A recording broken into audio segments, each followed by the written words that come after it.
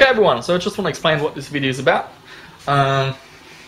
This is my man cave. That's where I like to pursue my passion of retro gaming and vintage computing and emulations and playing with my MIDI modules and all that. So the whole point of this video is basically to document, to preserve, and to inspire others with my passion I have for vintage gaming. I grew up with DOS games, and my first computer was a 386 with 33 megahertz. It was a high screen computer, and it had, I think it had an 80 megabyte hard drive, and just PC speaker, 14-inch monitor, nothing fancy. And I remember I did a summer job at a building site, 4 weeks, and that gave me enough money to buy the first Sound Blaster card. And when I heard those first tunes from Monkey Island and Indiana Jones, those memories, they've been with me all my life, and they will probably continue to be with me in my heart throughout the rest of my life. So one thing I always wondered was, like, how does a Roland sound? I didn't have the money, I couldn't afford it. It cost an absolute fortune back in the days. None of my friends had one. We all had Sound Blaster cards and various clones of the Sound Blaster standard. Later I did have a General MIDI board from Roland, but I never had the MT-32. And one time I really got screwed over because I bought this card. It was a Spear Media FX. It was supposedly MT-32 compatible, but that was just marketing BS back in the day. And yeah, it was not compatible at all. It was only compatible with games that used the standard patch, standard instrument layout, which boring, you know. Not many games do that and sound good.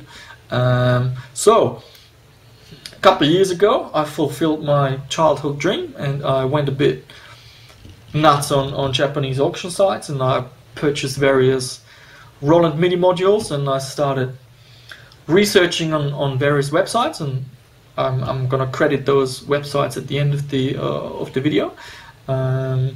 And I tested, and I listened, and I recorded, and I played, and it was a great journey, and I'm a lot wiser than I was before. At first I thought, well, you just need the MT-32, hook it up, and that's it. But little did I know about the subtle differences and incompatibility issues, and this MIDI module works best with that game, but if you want to play this game, you're better off with another module. So it's really surprising how much knowledge and depth there is to this topic.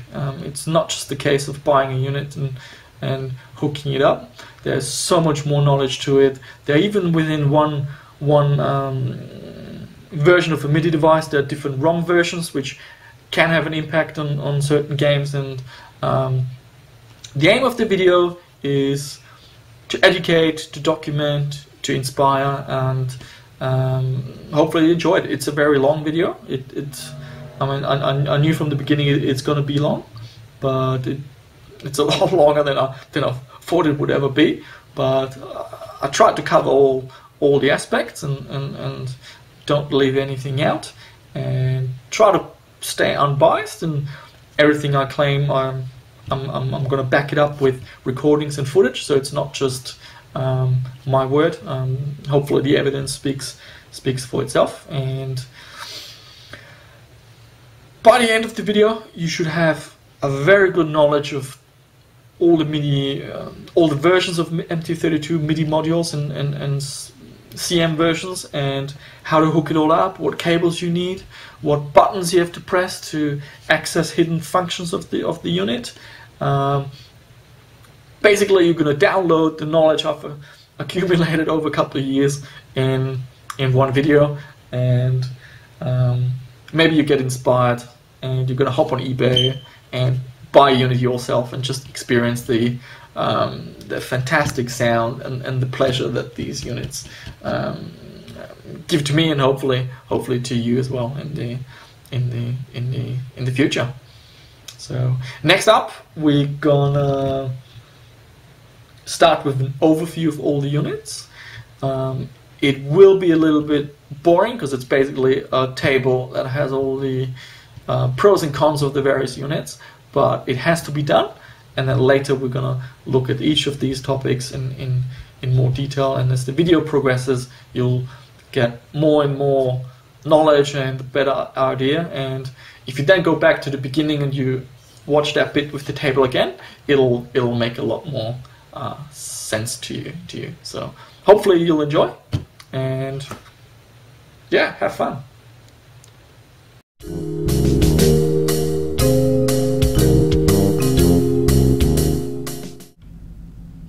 Okay, now at first this table looks a little bit confusing, but basically these are all the topics that we're going to look at.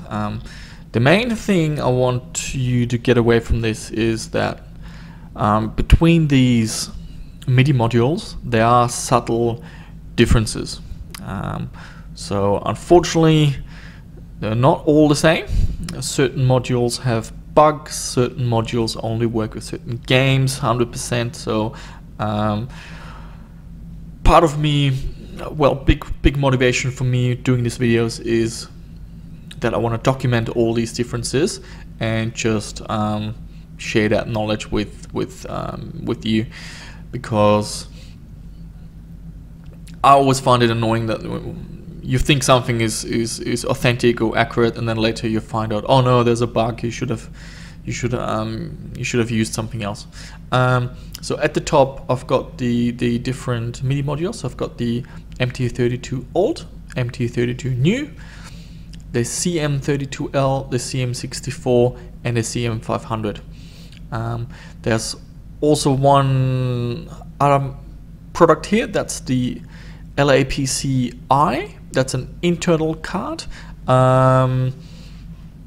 which is basically the internal version of the CM-32L. So in terms of what it can do and the bugs and so on, it's identical. Not sure about the power draw, but I imagine it's very similar. If this all is a bit too confusing right now, don't worry about it, because throughout the video we will check out these topics one by one.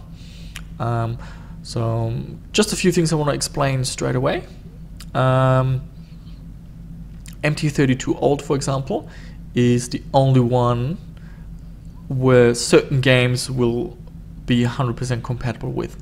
And you notice that the MT-31, it's got a lot of green things here, and as you go to the other units, they are red. So it's like, and here's the opposite. The MT-32 here is red, and these are mostly green. So you can kind of get the idea that not every unit has green colors for all of these features. So at some stage you have to make a choice which unit is the best for you, depending on what you're doing. And ideally you really need 2 units to cover all your bases. So the MT-32 old is the only one that is 100% compatible with certain games, because those games, they use bugs and timing exploits to make certain sound effects, and on the newer units those sound effects don't play 100% accurately. And I've done recordings and footage, and we'll look at that with a lot more detail. Then we've got the LCD display. The MT-32 old and the MT-32 new, they've got an LCD display, the other ones do not. The clipping issue, that's something I found in the game Wing Commander, when the fireworks scene, there's like a loud banging noise, and on the CM units that noise clips, and we're gonna have a look at that, and I'm gonna explain why that is. The test mode, the MT-32 old and MT-32 new have a built-in test mode, so you push certain buttons when you turn the unit on, and you can give your unit a bit of a workout and see if it works. headphone jack. All units apart from the MT-32 old have a headphone jack. So here with this unit you have to use the line out. With these you can use the headphone out. The headphone out might be useful if you want to have two audio outputs. For example, in my case with recording, I can use the headphone out to drive my speakers, and I can use the line out to record through a sound card. So that's quite handy. Demo songs. The MT-32 new has the demo songs built in.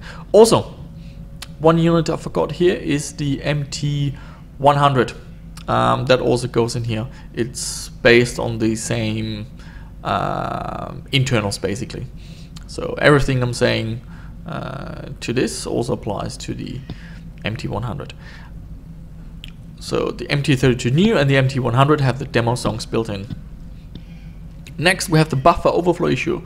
Certain games will trigger a buffer overflow issue, causing some sounds to not be 100% accurate, and that applies to the MT-32 old. All the other ones don't have this issue. The CM series, those stand for computer music. So what Roland did, the MT-32 was aimed at musicians that wanted to do make their own music at home, and Sierra took the MT-32 and used it in their games, and then Roland said, okay, so maybe there's a market for gaming. Let's make a dedicated range of MIDI modules just for games. And so they did, and that's the CM series and the LAPC-I. And these units have 33 extra sound effects, which are used quite often in games. And unfortunately, the MT-32 units don't have these sounds, whereas the CM series do have those sounds. Then we've got the power draw. You'll see there's a difference in power draws. The MT-32s and the CM-32L, they draw little power, 600 milliamps, whereas the 64 and the CM-500, they draw a little bit more power. And the reason why these two units draw more power is because they've got two PCBs in there, two boards basically. I'm not going to say motherboard, but two boards, whereas the other ones only have one. Noise, how noisy are the units? The MT-32 old is quite noisy. The new one and the CM-32L are pretty quiet, and these two, I gave it a medium simply because there are two boards in there which have to be mixed together, and that unfortunately has a little bit more noise. Then we've got the vibrato bug that applies to the CM-500. That's quite an interesting one, because the CM-500 is quite a popular unit. Well, I wouldn't say popular, but very wanted. Like when you see one on eBay, it attracts usually a lot of bidders and a lot of money, because it's the only unit that is general MIDI and MT-32 in one box. However, it's the only one that's got the vibrato bug, and many are not aware of that, of this little bug. And finally, we've got the LED. There's a different behavior in the LED on the CM-500 unit, and also the color is a little bit different. So that's just a quick overview of the kind of topics we will investigate in this tutorial.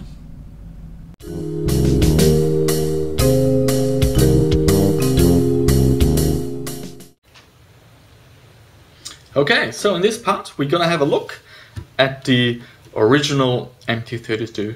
So this is how it all started. The MT-32, there are two versions of this unit, and the one we're going to look at now is the MT-32 old, or also referred to as the MT-32 without headphones. And the reference to the without headphones is actually really important. You look at the back, it's got the line output, so for the left channel, for the right channel, that's where you go into your amp or into your sound card or into your powered speakers. And later in this tutorial we will look at what kind of cables and adapters you might need. Over here, absence of a headphone port. So the MT-32 old, or also referred to MT-32 without headphones, does not have a headphone port. So that's a really easy way of identifying which unit you have. If you see a headphone port here, it's the MT-32 new, which we're gonna look detail next. Okay, let's stay at the back. We've got the power switch here, so that turns the unit on and off. This is where the power supply goes. So it needs a voltage of 9 volt. It draws a current of up to 650 milliamps. So just keep in mind that your power adapter can handle that. Here we've got the MIDI connectors. So we've got MIDI in, MIDI out, MIDI through. MIDI out, not really much relevance to us. Mostly it's the MIDI in, so that's the MIDI signal that comes from the computer. So the MIDI cable from the computer goes into the MIDI in. And we're also going to look at the MIDI through. That's important if you want to daisy chain 2 units. And that's something we're also going to cover in this tutorial. So you can hook up 2 units and they play music at the same time, which is handy for what I do when I do recording comparisons. But also if you don't want to keep plugging cables in and out, you just want to have 2 units on your bookshelf or on your desk and ready to go, and then you just use an audio mixer to control which one actually plays through the speakers. There's nothing on the sides. On the front we've got a LCD display. So this will show you messages. Some games send little cute messages to the unit, which is actually pretty cool, and we're going to look at that later as well. And we've got a MIDI message light, so this light flashes whenever it receives MIDI information. There are various buttons here at the front. As we are more looking at this unit from a vintage gaming, retro gaming, DOS gaming perspective, the buttons are not that important to us. They're more when you do music.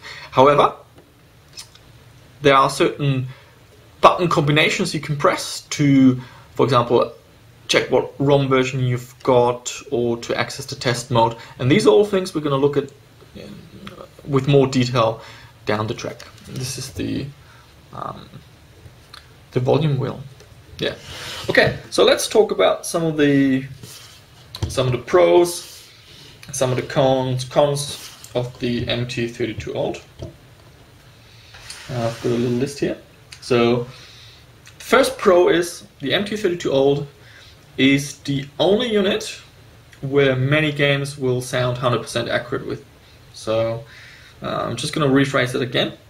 There are lots of MIDI modules. The MT-32 new, MT-32 old, the CM-32L, the CM-64, the CM-500, LAPC-I, and the MT-32 old is the only one that will accurately play certain games.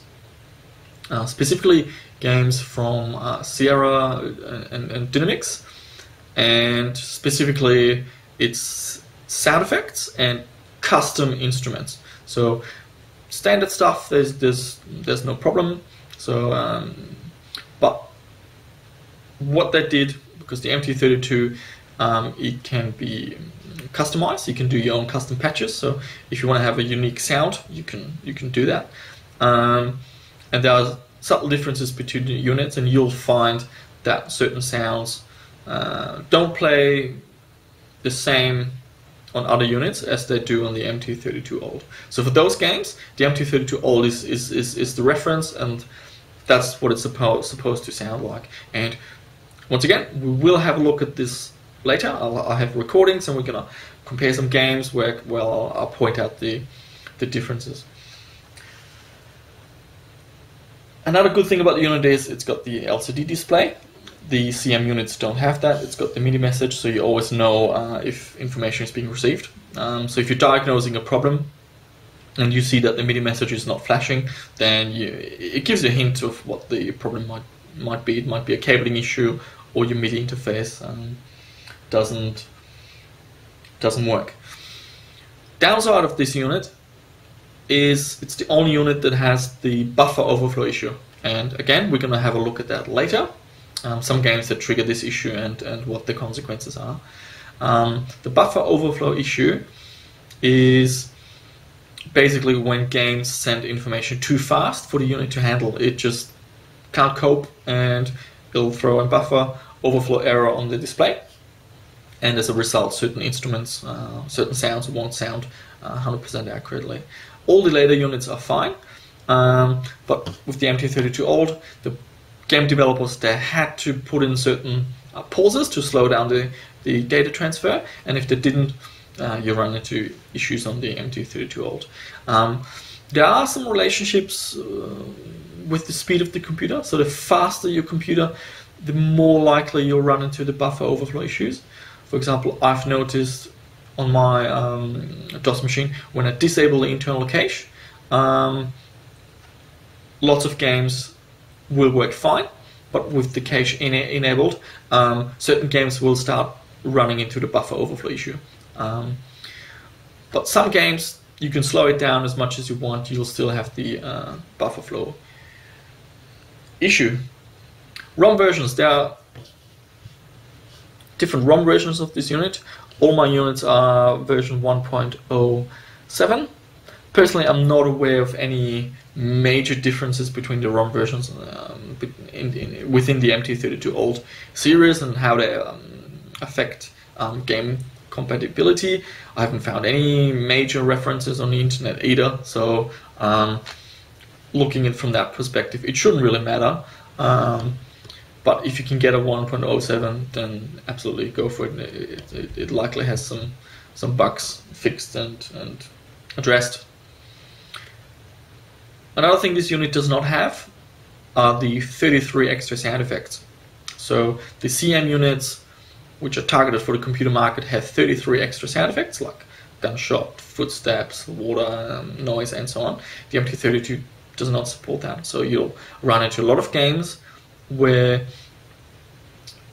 you have missing sounds if you have the MT-32. And it's just nothing you can do about it. Some game companies are a little bit more flexible. They at least had a basic sound on the MT-32 old, so at least you'd hear something. And on the CM units, you'd hear a richer sound. For example, Monkey Island 2 does that, and also Beneath a Steel Sky. But many games, you will simply not hear a sound on the MT-32. It's likely that they had an LAPC-I or a CM-32L, and that was what they worked with, and they weren't aware of the limitations of the MT-32. Noise. The MT-32 old is quite noisy. It's not too bad, and some say it adds character, and I think it does. It's certainly nothing to really get upset about, but if you're doing reference recordings, for example, for archiving purposes, you might want to go with a CM-32L or an MT-32 new instead, because these units are quieter. We also already mentioned the headphone jack, so it does not have the headphone jack. It is also, the MT-32 also does not have the clipping issue. There's a clipping issue with Wing Commander, which we're going to have a look at later. So the MT-32 does not suffer from this problem, and the reason is because the way the volume control behaves, it's different. The other units, basically this is just controlling an amplifier. So a signal comes in and it amplifies it, and the volume control changes how much it's being amplified with. Whereas on the MT-32 old, it changes the volume before it goes into the digital analog converter. So this means that if you run into a game that does clip, you can reduce the volume before it goes into the digital analog converter. Whereas on the other units, if the sound clips, then changing the volume doesn't do anything at all. There are some tricks you can do with sysx files and reducing the volume before you start the game, but yeah, well, no but, that's just what you have to do if you don't have a unit. But the MT-32 old does not have that problem. Here you just reduce the volume, for example in Wing Commander to get a distortion-free fireworks scene, you put it around 60, volume of 60. No demonstration songs. The MT-32 new and MT-100, which are based on the same board, have demo songs built in. The MT-32 old does not have demo songs. It's got a single PCB, so it's fairly low power, so it doesn't mean you have to get a huge power brick. LED is green, shows the MIDI message, we've covered that. And also this unit does not have the vibrato bug. The vibrato bug is unique to the CM-500. It's also something we're gonna have a look at later. So it's free of this. Okay, so overall the MT-32 Old is the original. So it's very well suited for the early games that started to support Roland. Once you go down the timeline and you start playing later games, you will find that the MT-32 Old will have more issues. So you run into the buffer overflow issue, and you also run into the issue with the MT-32 not supporting the extra sound effects. So it really depends what games you play, and as you find out in the video, every game is different, and for every game there's a perfect MIDI module that goes with that game, so it's hard to make a general recommendation. But especially if you're into Sierra and Dynamics games, you should get an MT-32 Old. It's the only unit where the sounds will sound 100% correct, so that there's no substitute for that. And I believe we covered all the major pointers. So yeah, we're gonna move on to the next video where we're gonna look at the MT-32 New.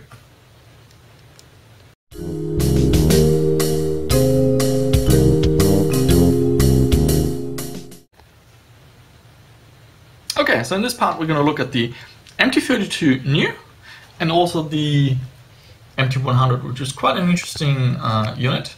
This is actually a combination of the MT-32 New with a sequencer, a MIDI sequencer. So a bit more professional for making music. It's got a floppy disk where you can record stuff, and it's got buttons here and a little jog dial.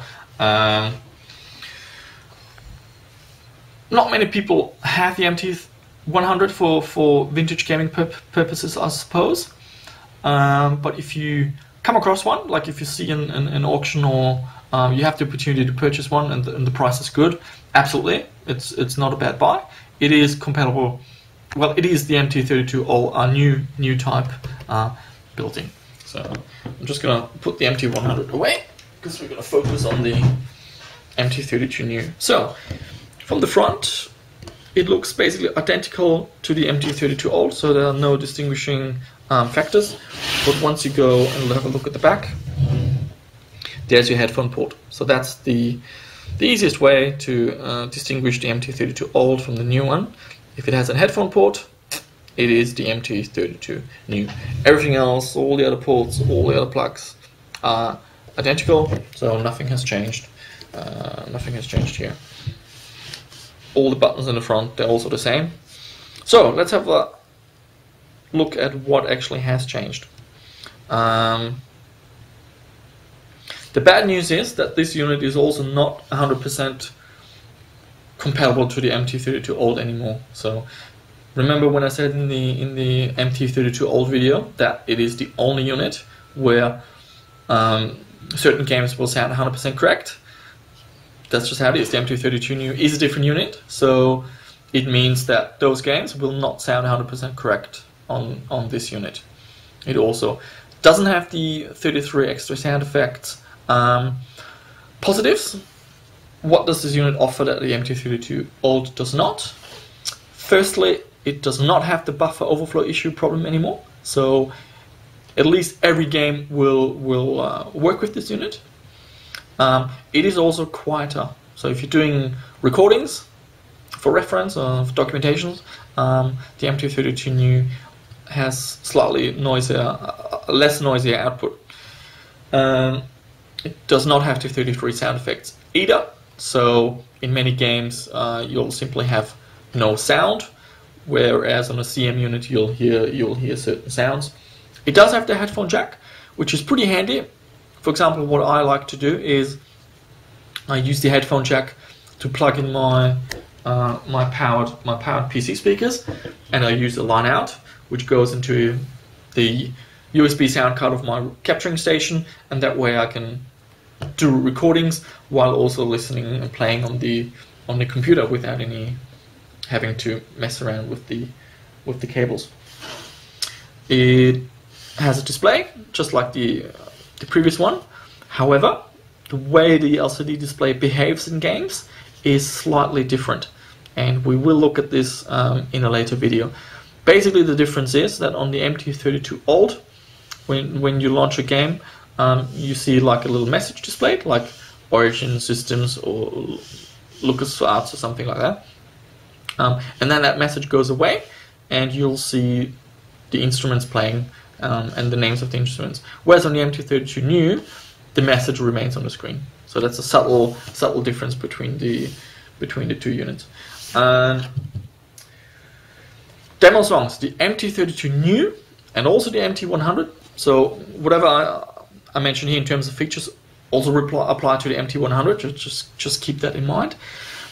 These have demo songs built in. So the 5 demonstration songs built in, which gives you, the workout, and you can use it to quickly see if the unit is working. And we will have a closer look at that further down in the video, especially what buttons you have to press to access that mode. Power draw is very low, again 650 milliamps, so doesn't need a huge power brick. Also, it does not have the vibrato bug, so because the CM-500 is the only unit that has that. Problem, headphone port, we covered that. Compatibility, and that's basically it with the MT-32 New. In terms of recommending this unit, that's a tricky one, because in terms of what it doesn't have, the MT-32 Old, MT-32 New is probably the MIDI module with the most things it can't do. So it's not compatible with the old MT-32 Old games. It doesn't have the 33 extra sound effects, whereas with the MT-32 Old, at least it was the only unit where the old games sound 100% with, and with the CM units, that's where you have the 33 extra sound effects. So this unit does have neither. So it's a bit hard to recommend this. If you're getting your first Roland, so it's your first purchase, definitely get the MT-32 Old rather than this unit. If you're collecting and you want to check out the differences, absolutely go with the MT-32 New. For reference recordings, it also offers a better sound quality. One more thing of the ROM versions: the MT-32 Old, the newest ROM version is 1.07, and here the ROM versions are higher, 2 point something. I'll show you the ROM version later down the track in the video, because you have to also press certain buttons to have your MT-32 display what ROM version it is. Okay, I think we covered all the points, and we're going to move on to the next part.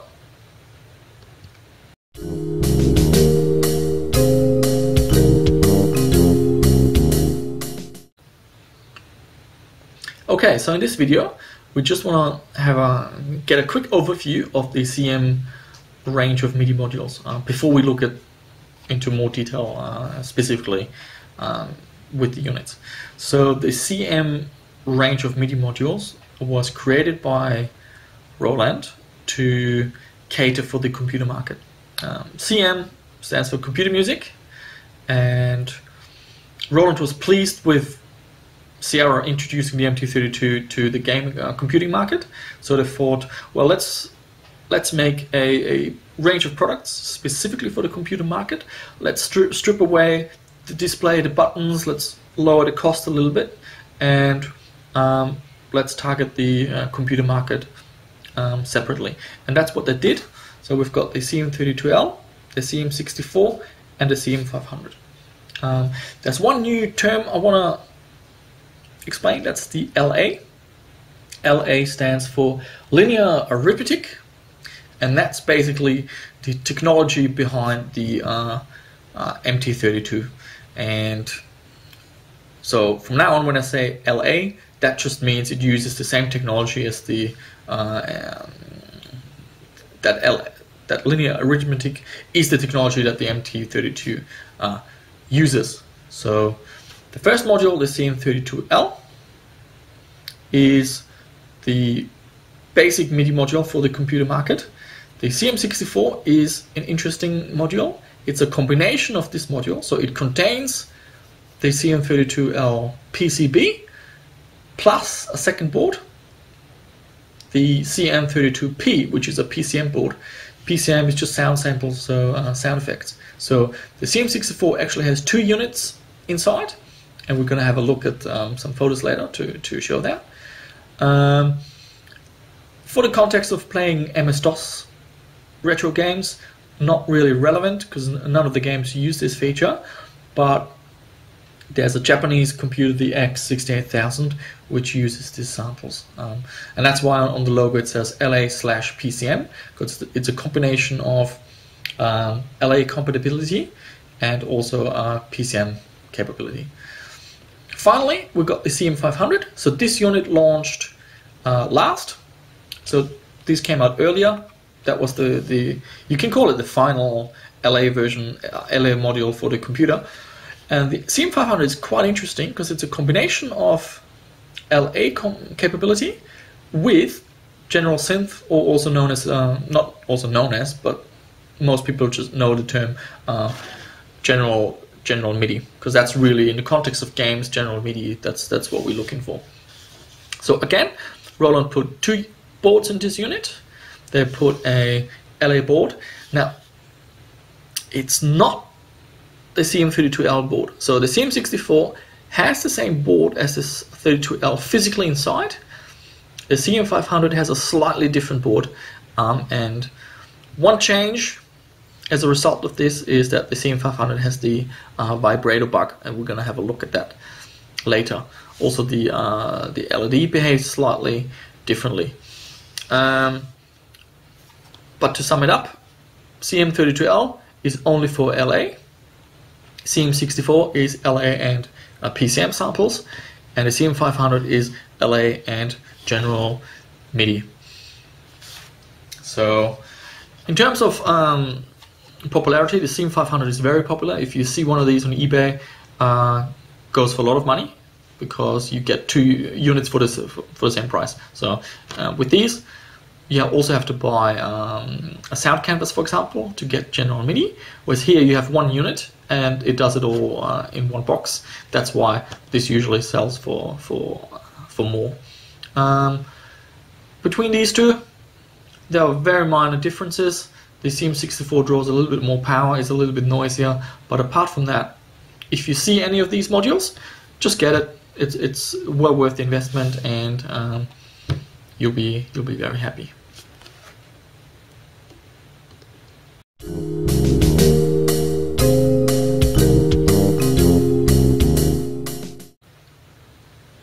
Okay, so let's look into more detail at the CM-32L.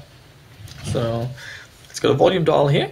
Compared to the MT-32, it's very plain. It doesn't have the black finish. It doesn't have the LCD display, so it looks very, very plain. A bit boring, you might say.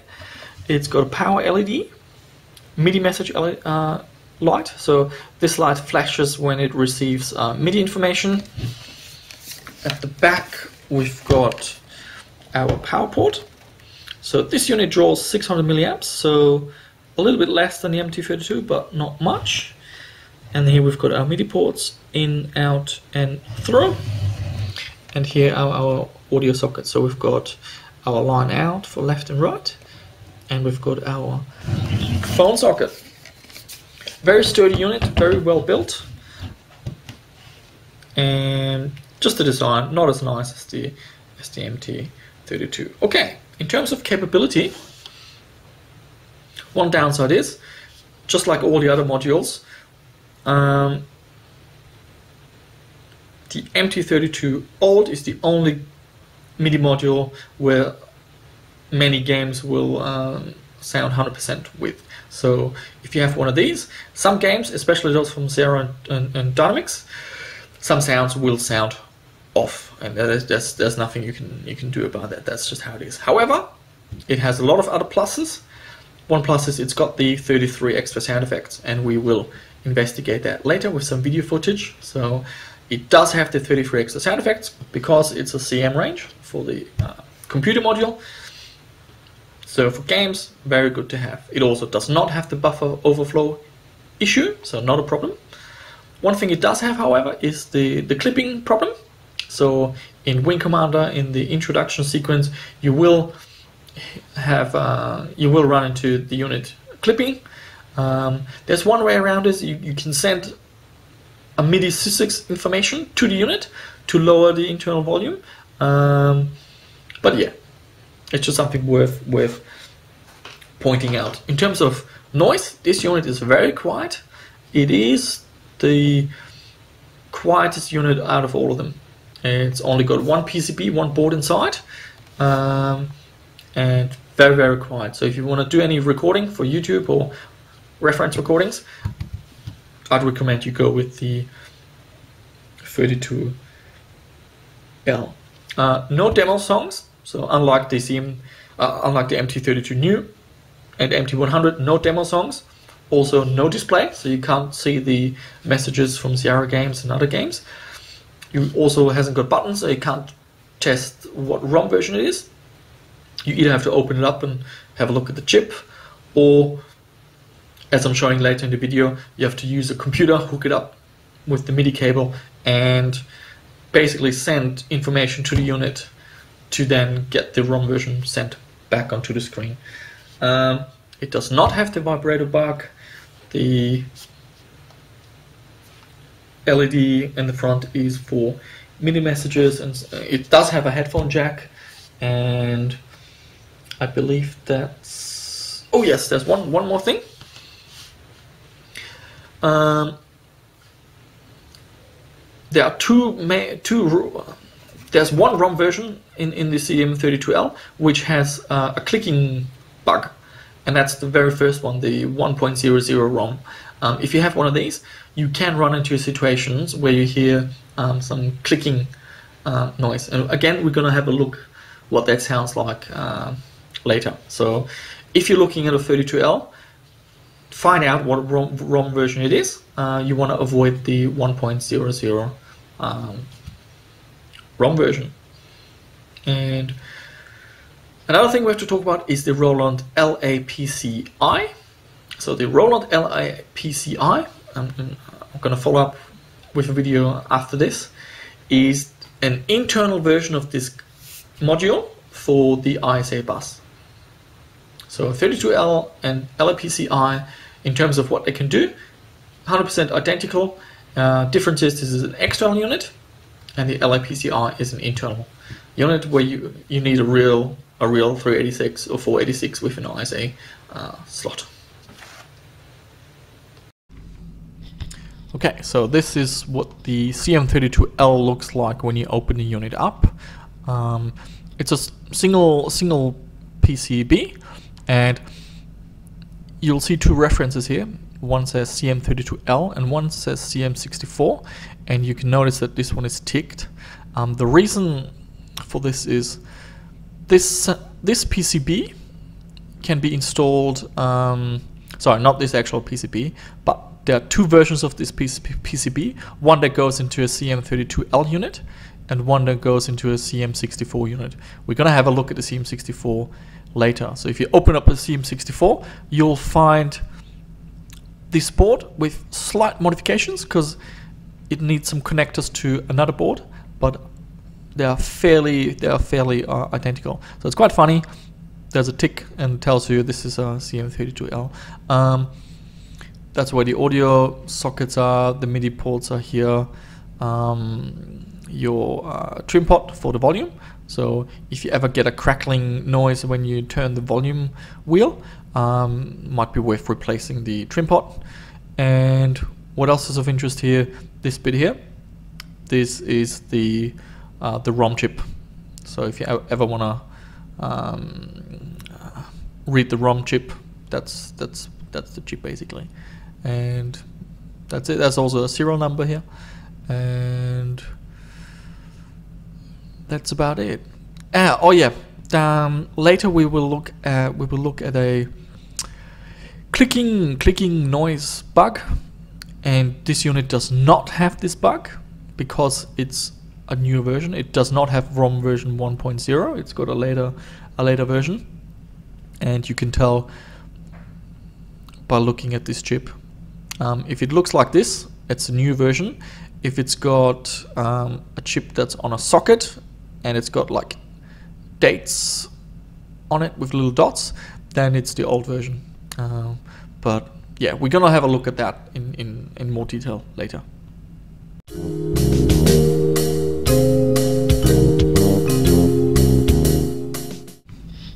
Okay, and here we're looking at the Roland LAPC-I.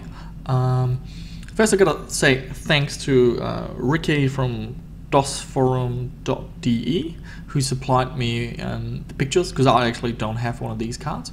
So the LAPC-I is the internal version, so it's for the ISA bus. It's the internal version of the CM-32L, and if you look over here, this might look very familiar. That's the ROM chip. So in terms of pros and cons, everything that applies to the CM-32L applies to this card as well. So it doesn't have the buffer overflow. It's got the 33 extra sound effects. It does not have a headphone jack, I believe. So it's got just the line outputs. It's a MIDI interface as well, so you can hook up other devices if you want, like an external Roland. What it's missing is the LCD display, so you can't see the messages, and also you can't just turn off the unit. You have to restart the computer. So to do the same thing as turning on and off the unit, like the MT-32 with the power button, here you have to restart the computer. It's a very long card, so just keep that in mind with your computer case, but most of the old AT cases fit a card of that length just fine. It's just in my computer I use a super socket board with an ATX motherboard, and it's got the hard drive cage in front, so this card would not fit in my computer. But if you're using an AT style case, it should fit without any issues. Very pricey, so if you see an LAPC-I on eBay, they usually sell for a lot of money, especially if it's boxed and it's got the manuals and all that. Personally, I prefer the external units, mostly because you're not tied to an ISA computer. With an ISA bus, you can use a Windows machine, emulator, and so on, so a bit more flexible. But if you get the opportunity to get one of these and the price is good, absolutely, and you've got a vintage computer with an ISA slot, absolutely go for it. You will not regret it. It's a fantastic card.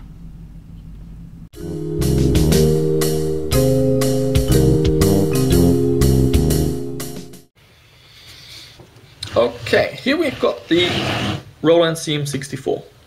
Now the Roland CM-64 is a combination of LA capability. So it's got the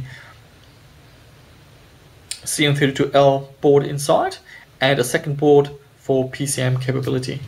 It also has a memory card slot here where you can put in cards with new sounds. Everything else is the same as on the CM-32L. Power draw is high because it's got two boards inside. It needs more power. So 1.2 amps. So that might be a consideration. Definitely important if you pick a power supply. Pick one that has at least 1200 milliamps, if not more.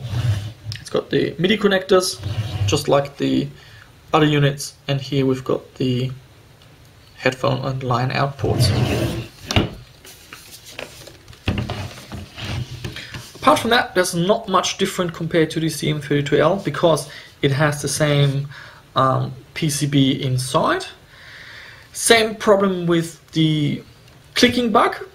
If you get an early model with the 1.00 ROM, you can run into situations where you get a clicking noise, and we're going to look at that in a later video. So if you have the option, and try to get one that has a newer ROM version, not 1.00.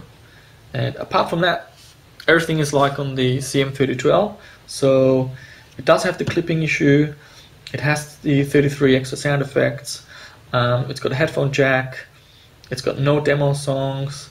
It does not have the vibrato bug. It's got the MIDI message LED. One thing that is different compared to the CM-32L is because it draws more power and it has 2 PCBs, it is slightly noisier.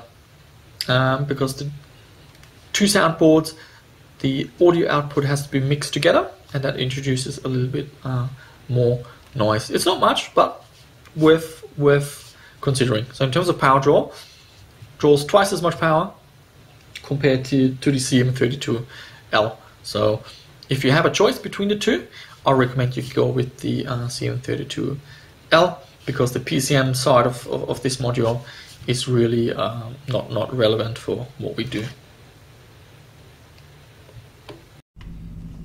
Okay, and here we're looking at the CM-64. So the first thing you can tell, just like the CM-32L, it's got a PCB down here, but then it's got a second one at the top. And this explains why the unit is drawing more current, because it's got basically 2 boards, so it needs more current, and also why it's slightly noisier than the CM-32L, because the CM-32L just has 1 board. This one has 2 boards, and it also needs a mixer to combine the 2 outputs from both of these units. And you can see here CM-64, this one is ticked, so this is definitely a CM-64 unit. So here's the shot of the 32L, and here's the 64. So very similar. The main difference is that this unit has a second board up here, which is the CM, what's it called? Something P. CM-32P, that's it. So this board is the CM-32P. That's basically a PCM board. So it's got samples in there for sound effects.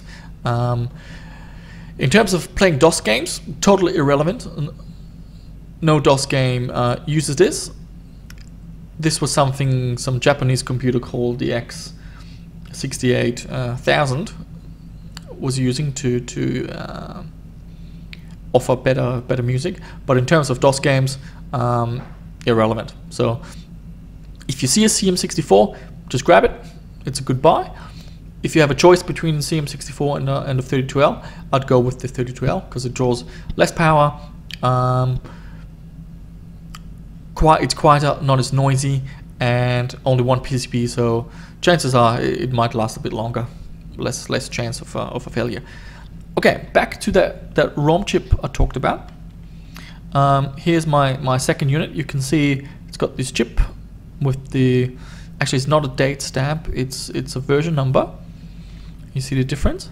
It's got, this one has a chip soldered, whereas this one is on a socket.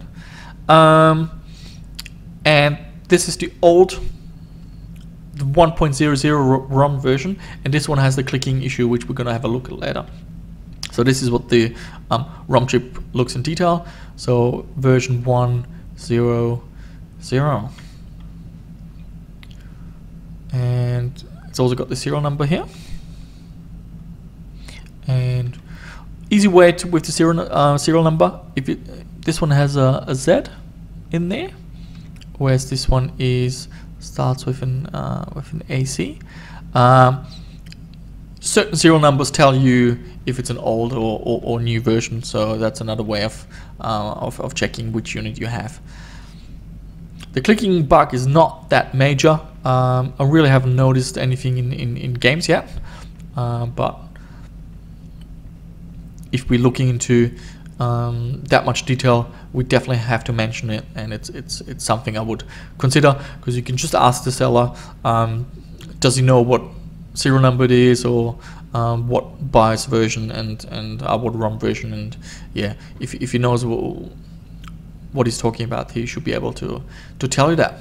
Okay, so that was the inside of the CM-64. Okay,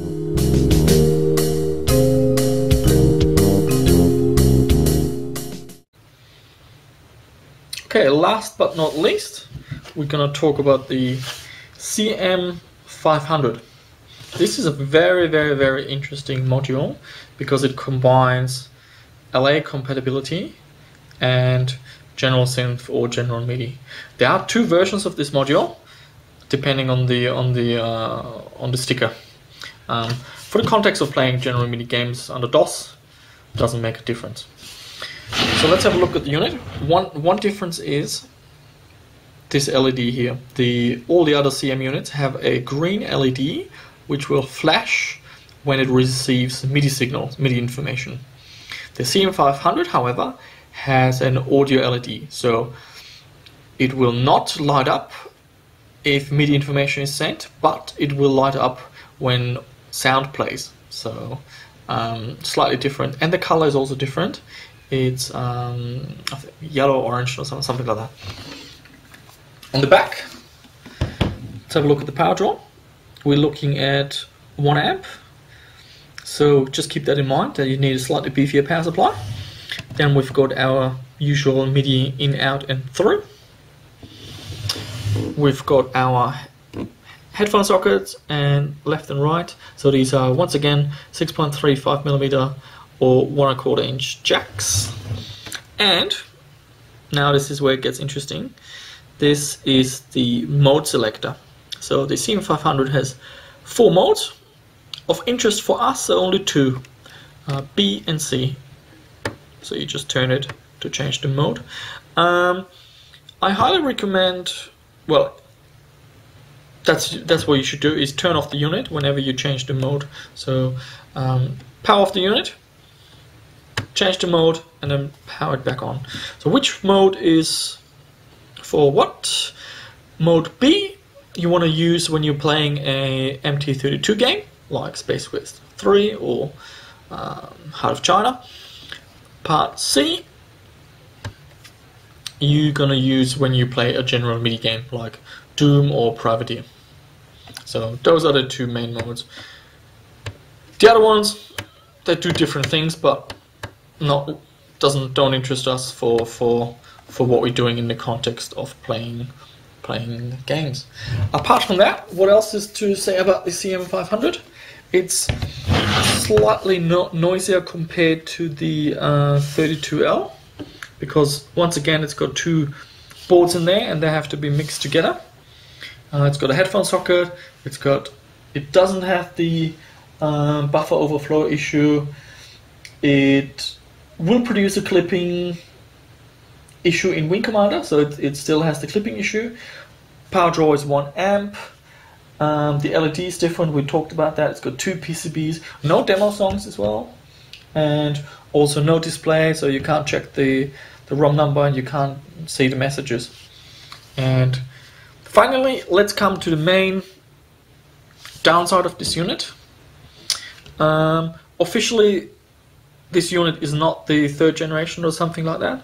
It is still an LA unit, however, they have made a few changes to the internals, and it's fairly close to the CM-32L, but not 100%. And the main problem with this unit is the vibrato. It's faster than usually, and we will have a listen at some samples, some game footage where you can tell the difference. Really unfortunate. Otherwise, this would be a really good unit to recommend. But because a lot of classic tunes are affected by this, a little bit hard to recommend, especially if you have a choice between this and say a CM-32L or a CM-64. In that case, I would go with the 64. Potentially there are also issues with certain games that aren't programmed properly, that by accident will play instruments on the other MIDI parts, because this has more MIDI channels. Again, not 100% sure how much of a problem that is, but it's just something to keep in mind. I heard of some games that cause issues on the CM-64 and the CM-500 because those have two boards in there with more instruments, and sometimes the wrong instrument plays by accident. But yeah, otherwise it's a very good unit. Very expensive to get. Highly sought after. Usually goes for a couple $100 at least. Whether or not to recommend it, it really depends on the price. If you get a good price, but if it's really expensive, I wouldn't go all out for it. I'd rather have a dedicated sound canvas and a CM-32 or a CM-64. But that's just my recommendation. And here we're looking at the insides of the CM-500. So the CM-500 is a combination of a CM compatible, so it's not a CM-32L anymore. It's slightly different, and one difference is it's got the vibrato bug, but apart from that, it is basically like the CM-32L. So it's got the CM-32L capability, and it's also got general MIDI. So this is the general MIDI module. So just like the CM-64, it's got two PCBs, which means slightly higher power draw and a little bit noisier, because it also needs an audio mixer, and it needs to mix the output from the general MIDI with the output from the CM-32L. I don't really want to say CM-32L because it's not a CM-32L. But you know what I mean, because it is slightly different. And I've got another picture here. That is the general MIDI board. So it's got the connectors here, and that plugs on the PCB here. Here we've got the ROM chip again. So if you're interested in dumping the ROM files, you can. That's the chip you have to work with. Apart from that, there's nothing more to it. It's got the audio sockets in the back here, the volume wheel, and that's about it. Okay, so let's have a look at the modes for the CM-500. So let's just look at the switch at the back. As we can see, there are various modes: A, B, C, and D. Now the way this works, mode B, that's what you use for LA games, like MT-32 games, and mode C, that's the one you use for general MIDI. I'm just gonna show you first what happens if you use the wrong mode. So at the moment it's set to A. Also something to keep in mind, you always want to turn off the unit before changing the mode. So right now it's on mode A. I'll just turn it on, and we're gonna play the Heart of China. And just want to show you what it sounds like if you're in the wrong mode. It's pretty obvious. The instruments sound will sound totally off.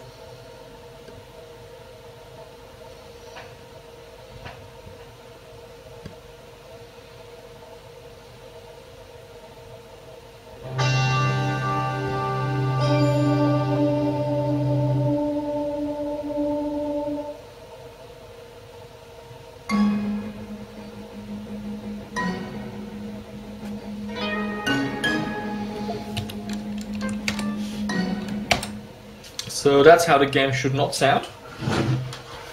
I might just well put this unit permanently like this. So we're gonna switch it to turn off the unit first. Now I'm gonna switch it to the B mode, and we're gonna play that game again.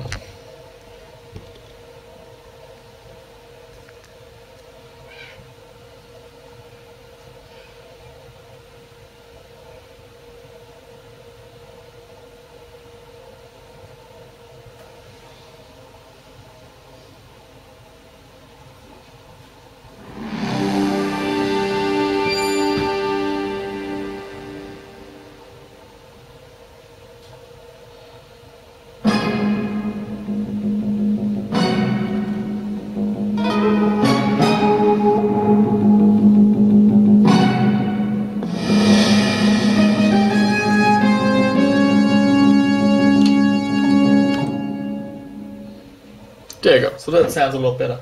And next up, we're gonna try a general MIDI game. So I'm just gonna turn off my unit, and we switch the dial to C.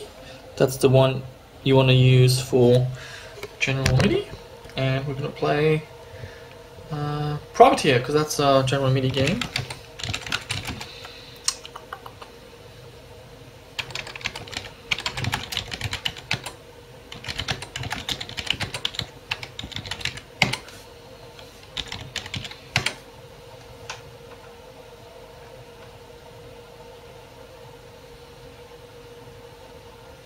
Oh, I forgot to turn on the unit. Just give me a sec. I'm just gonna get out of the game and turn it on. I forgot to turn on the CM-500.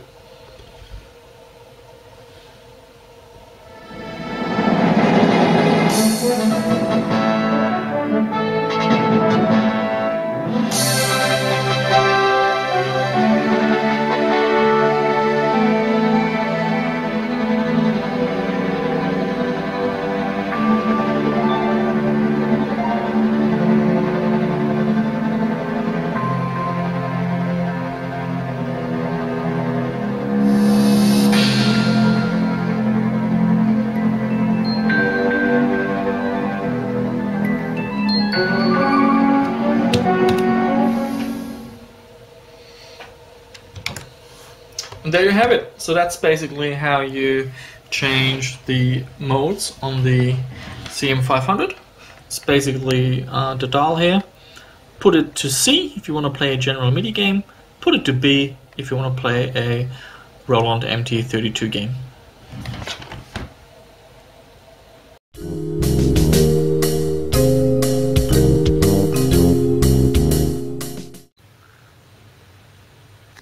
Okay, so in this part, we're going to look at MIDI interfaces. We're going to discuss MIDI interfaces on real vintage computers, and then also how to hook it up with a USB cable to a modern computer.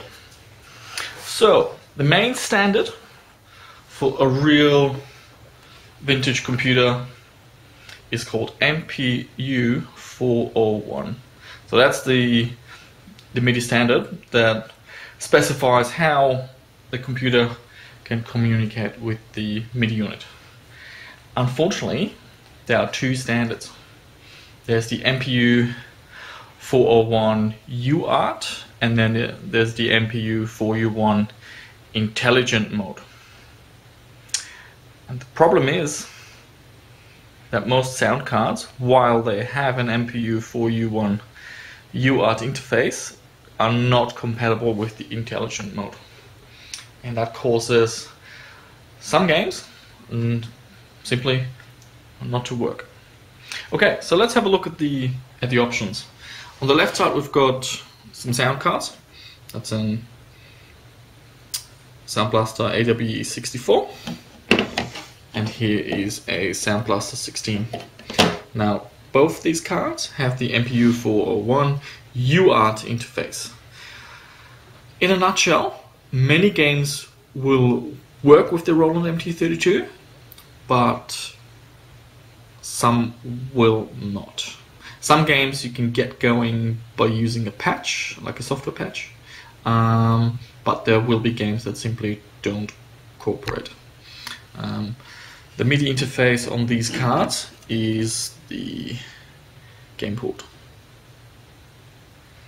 And we're going to have a look at the cables shortly. Then we have cards that are MPU-401 intelligent mode compatible.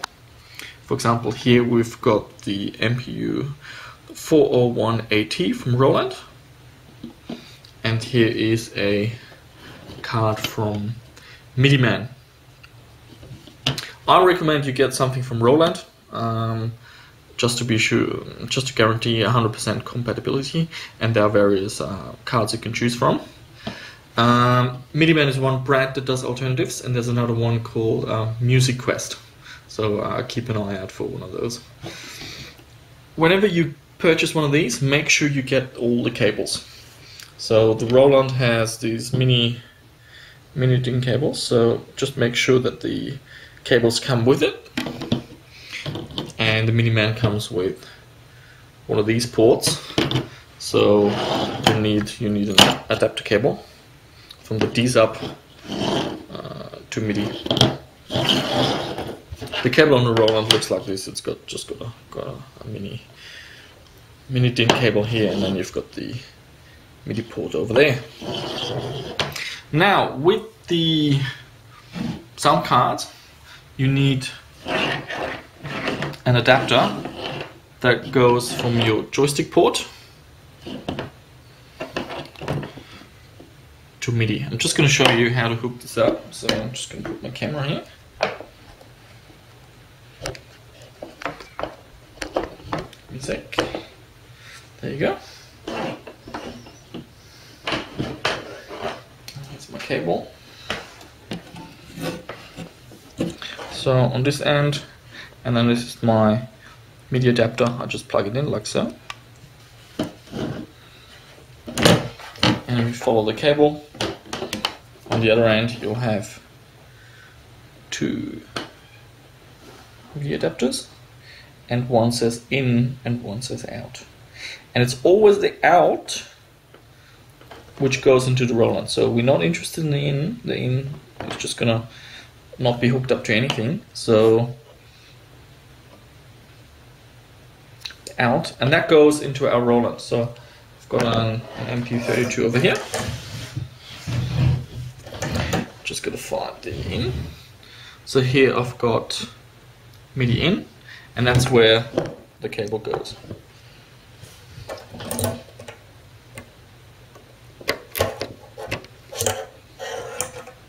Like so. So from the sound card, MIDI out goes into MIDI in on the Roland. And that's how you hook up the Sound Blaster. And finally, if you want to play with Dosbox, ScumVM, or some other MS-DOS emulator, and you want to hook up a real Roland, you need one of these. Just get the cables. This is basically a USB MIDI interface, so it's got a USB connector on one end. That's what mine looks like. And on the other hand, once again, you've got your MIDI out, which will go into the MT-32 unit. Right, let me just clear up the space.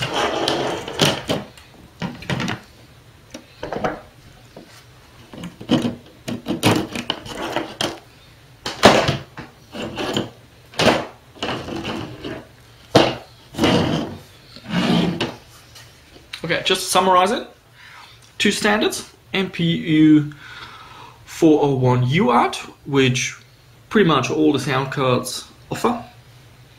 You're looking at being able to run many games, but not all of them. There will be games that simply don't work. On the other hand, we've got the MPU 401 intelligent mode cards. These will guarantee that every game is compatible. And next up, because it's just boring just to talk about stuff, I'm just going to give you a demonstration of games that work with the MPU 401 UART and games that don't. Okay, so in this part, we're just going to look at some games that work with the MPU 401 UART and some games that don't. So in my Time Machine computer, I've got an AWE64 card, and here's my joystick MIDI cable, which goes in the back of the MT-32, and then I've got the audio cable plugged into my little active speakers here at the front. And I'm just going to put my camera here, and hopefully you can see most of this. Bear with me.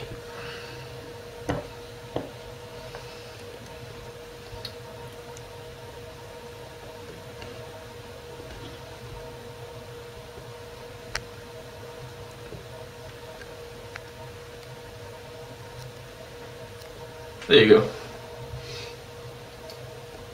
Alright, so one of the first games we're going to look at are from LucasArts, because they work really well on these MPU-401 UART cards.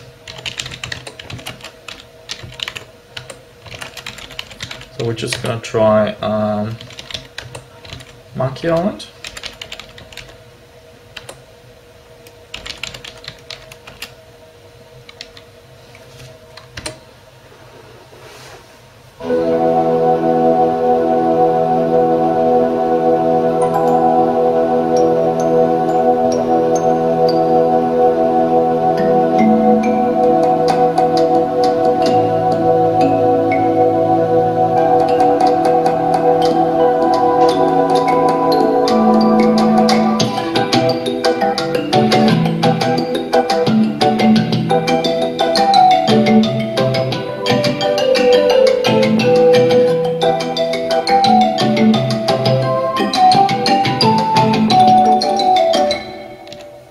That game works fine, and let's also try Fate of Atlantis.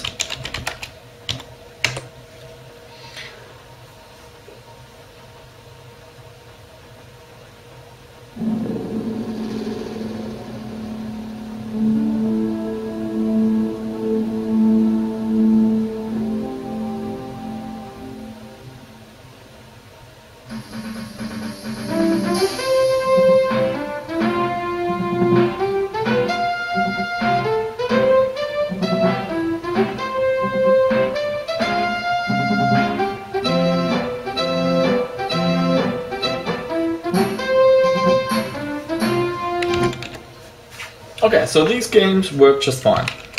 Now let's have a look at some games that don't work.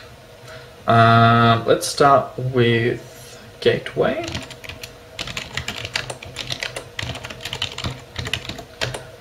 And let me just, I can't remember what decks. I think it was Gate and then MT-32. Yeah, and here we get an error message. Unable to access the MT-32 on interrupt channel 2, press escape to boot or any other key to continue. And no, looks like it doesn't do anything. Yeah, so basically the machine is locked up and we have to reboot our computer.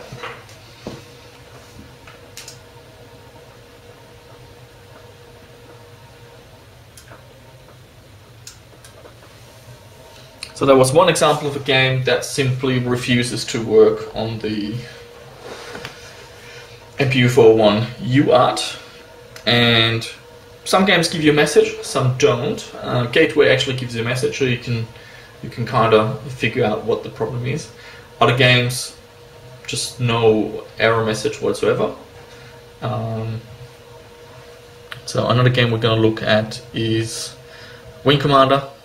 That's also known not to work. And just like Gateway, it will just time out, so it'll just stop loading, and if you don't know what the underlying issue is, you might think it's something else like a RAM or processor issue.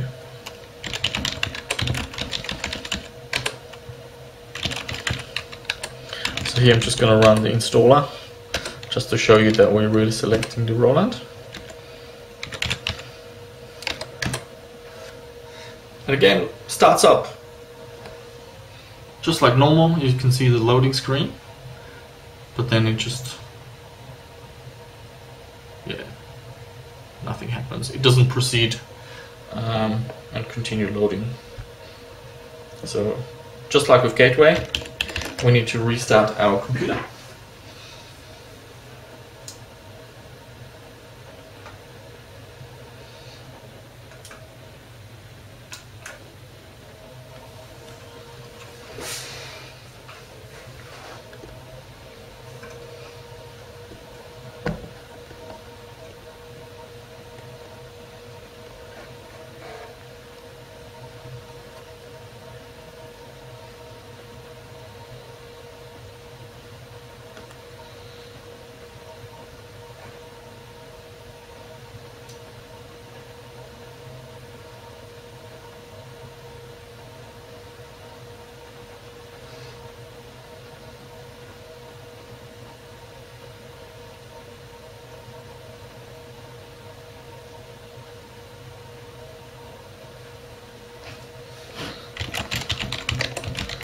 So that was two companies, Origin and Legend Entertainment. They will give you issues with the MPU-401 UART.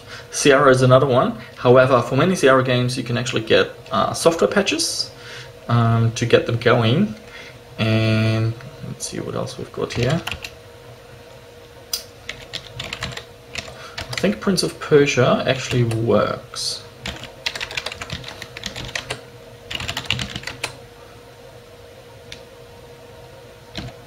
Wasn't it? Setup.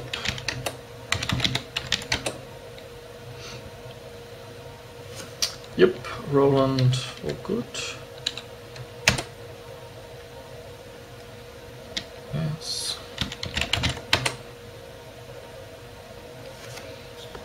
So here we can see the unit being programmed, and there's a little message on the display.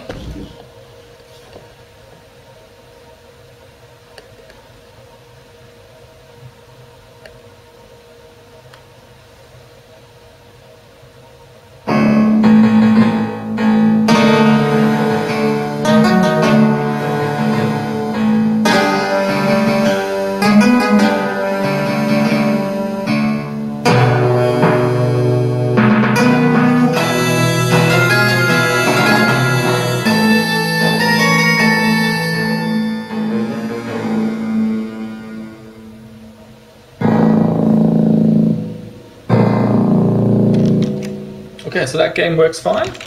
And one more. Let's see what else I've got.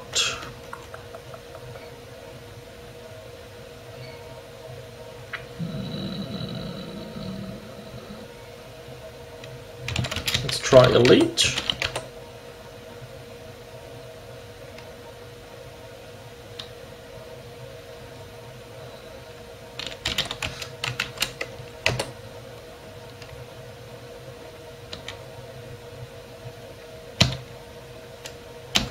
See if that works. Oops.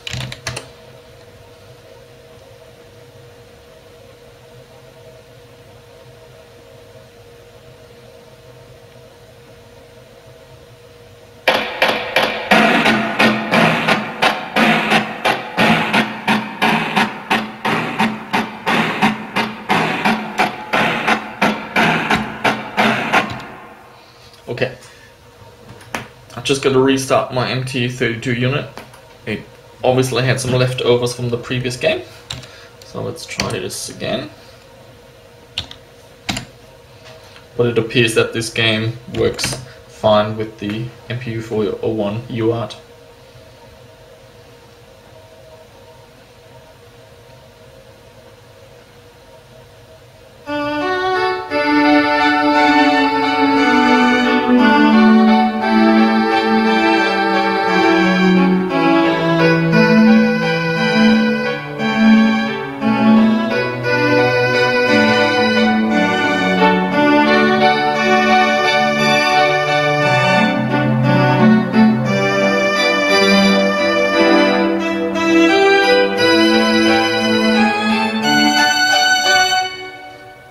So there you have it.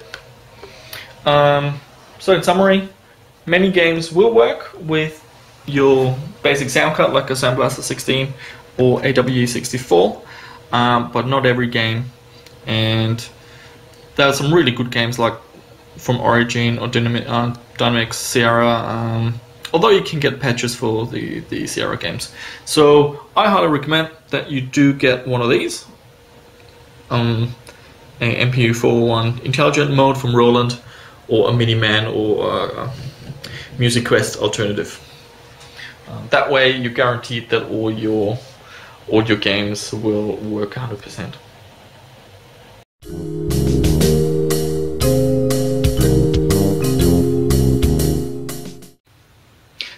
Okay guys, so in this part we're gonna look at cables, plugs, connectors, and basically everything you need to know as to how to plug in your Roland MIDI module into a powered speaker, an amplifier, or to route it into the line-in of a sound card. Now we're going to look at the mixing ability of sound cards later in detail, but might as well cover a little bit about that in this part. Okay, so I've got a MT-32 old or MT-32 without headphones here, and a CM-32L. And we have to look at the back and see what connectors we are dealing with. As you can see, both of these have line outputs. So you can see it's here, output, one for left and one for right, and over here as well on a CM unit. The CM unit and every MIDI unit apart from the MT-32 old or MT-32 without headphones does have a headphone port. The MT-32 old obviously does not. Now these are 6.35mm phone jacks, or 1¼ inch, and they are mono. So I'm just going to show you what I'm talking about.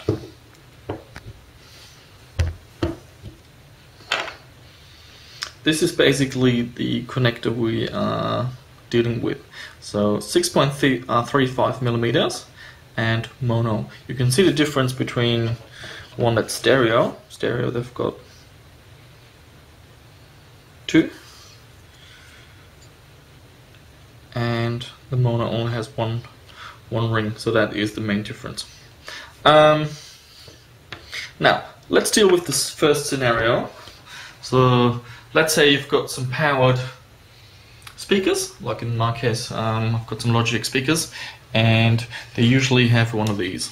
This is a 3.5mm stereo jack, and well, doesn't really fit. So a couple of options on every unit apart from the MT-32 old. You can just get an adapter and plug it into the phone socket. However, I highly recommend that you use the line out ports. So these two, on the CM unit, these two, or these two. And there are a couple of options. The first one, and that's the easiest, is getting one of these. So here we've got a cable that's got two 6.3mm jacks on one end, and on the other end it's got a 3.5mm port socket. So, and all we do is just show you,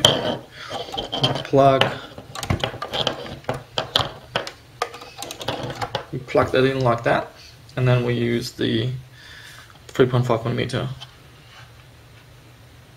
socket and plug in our speakers like that, and we're good to go.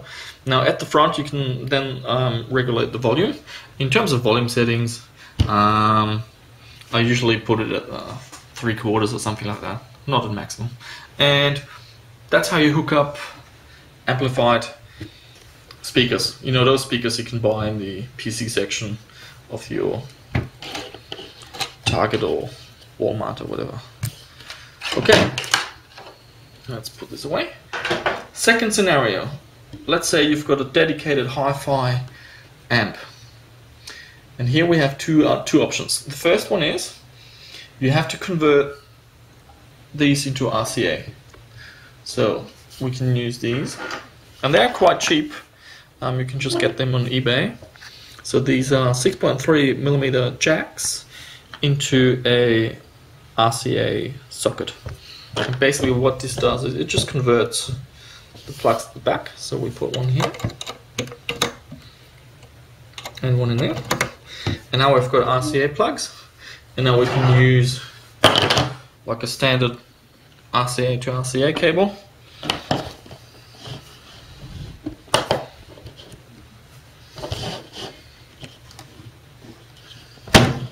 Plug that into here like so, and then the other end goes into your amplifier. That's one option. However, there's another one. So let me just undo all of that.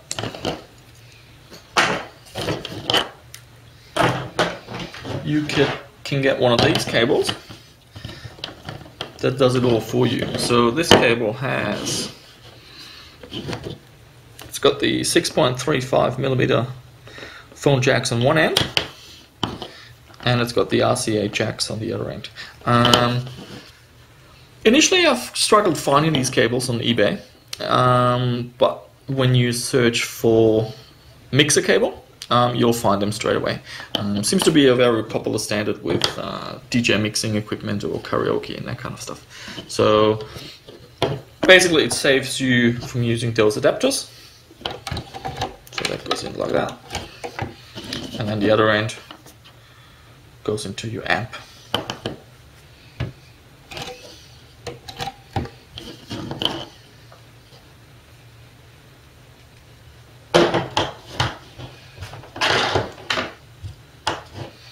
Okay, and finally,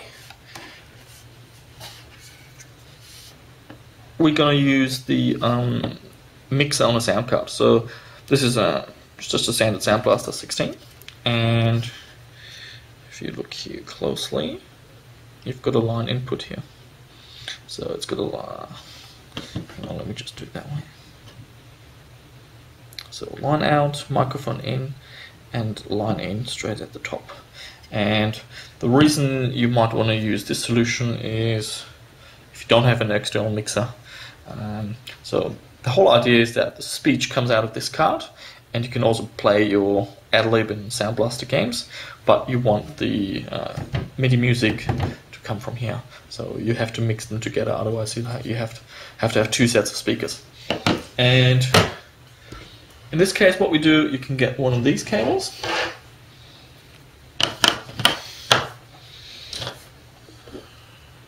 This is basically, again, our 6.35mm phone jacks on one end, and a standard 3.5mm stereo jack. And the way we're going to set this up is put one in here, and there.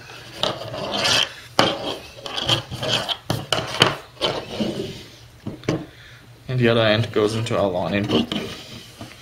So this is our, just wait for the autofocus, our line in and plug it in like that. Alrighty, and that's basically it. So to wrap it up, we had a look at, let me just get all the cables.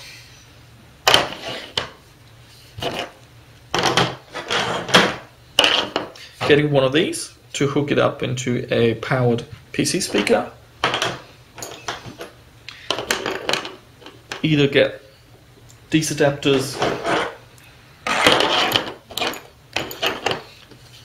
and a standard RCA cable if you want to hook it up into an amplifier, like an hi-fi amp. Or to save a bit with the adapters, you can get a cable that does it for you. And the last option was using a cable that goes into the line-in of your sound card.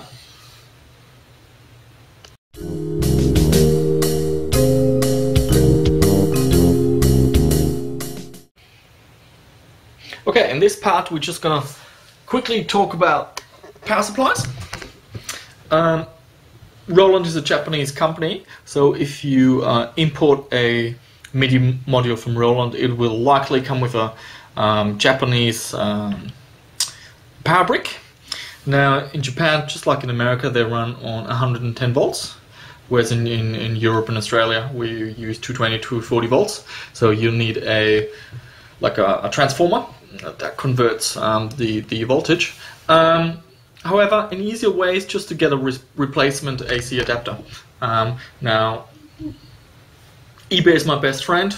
I love eBay. Most of my stuff I get on eBay. If you look for a Roland replacement power adapter on eBay, you're probably not going to find anything. So one little trick that I use is there was a video console from Sega, the Mega Drive or Genesis, and the first version. So we're not talking about the Mega Drive or Genesis 2, but the original one.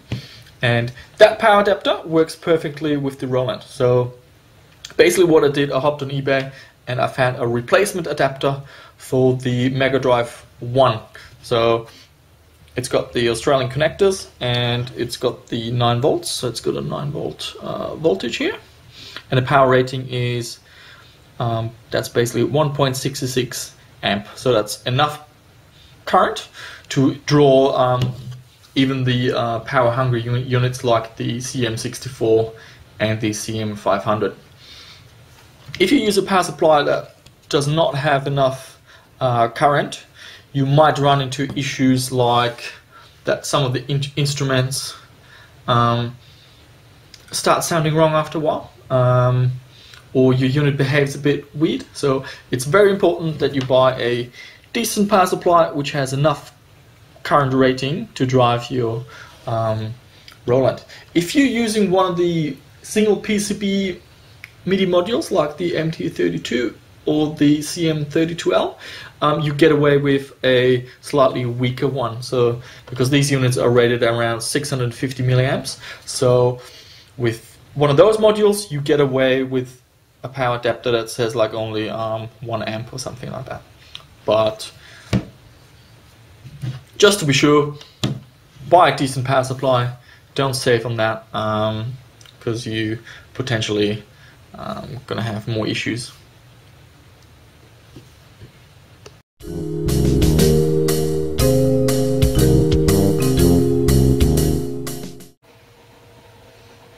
Okay, so in this part of the video we're going to talk about using the mixer on a sound card to mix the music that comes out of the Roland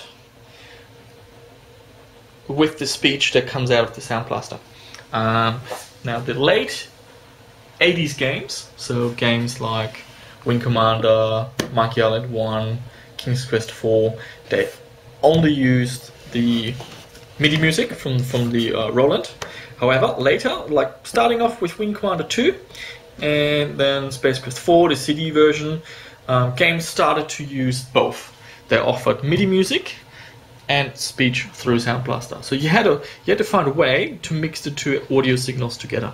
And one of the easiest ways is to use the line-in of your sound card. So let's have a look at the connectors we are dealing with. So as you know, on the back of the unit we have our line outputs, and here we've got a sound card. This is the AWE64, let me just get the line right, and the line in port is up there. So the kind of cable you need is one of these. It's got the 6.35mm or 1¼ inch phone jacks on one end, and on the other end we've got the standard 3.5mm stereo phone jack. And that's basically what you do. You just hook it all up. So that goes in here, and that one goes over there, and then the other end goes into your line in of the sound card, just like so. And that's basically the setup. And then you hook up your speakers to your line out of your sound card, and you also have to configure the mixer in the software. So we're just going to have a look on my screen here. So this is the Sound Blaster mixer tool, which is available for the AWE64, and we're going to make sure that the line input is not muted, so not all the way to the left, and we also have to make sure that the inputs here are configured so that the line input has a tick, because otherwise you're not going to hear anything. And that's basically it. Now, if you don't have a Sound Blaster card but something else, you have to, they all come with some mixer tool. You just got to find what it is and what command you have to type in, and off you go. Now, the other option you have is purchasing a external mixer. I had one on order, it arrived, but it had to be sent back because one of the trim pots was faulty, so I can't show you that. But I'm gonna insert a photo here into the video so you can take a look at what I mean. You're looking at around $100 for a decent mixer with 3 or 4 stereo channels, and they all use these connectors, these 6.35mm. So you definitely need to get a few cables.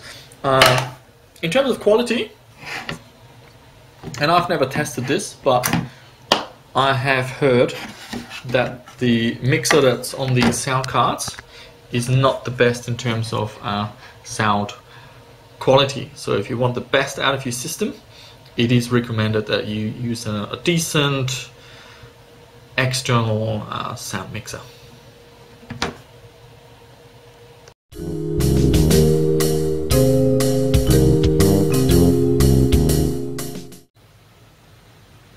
Okay, in this part we're going to look at daisy chaining, or connecting 2 or several MIDI modules in series. So from the computer I've got my MIDI interface, and I've got one cable, so that's the red cable, and that goes into the MIDI in of that particular unit, and then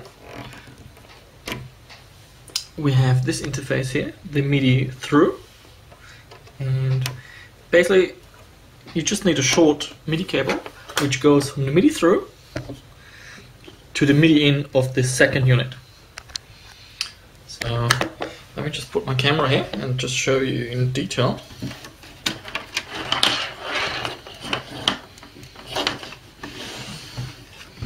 So it makes a lot more sense.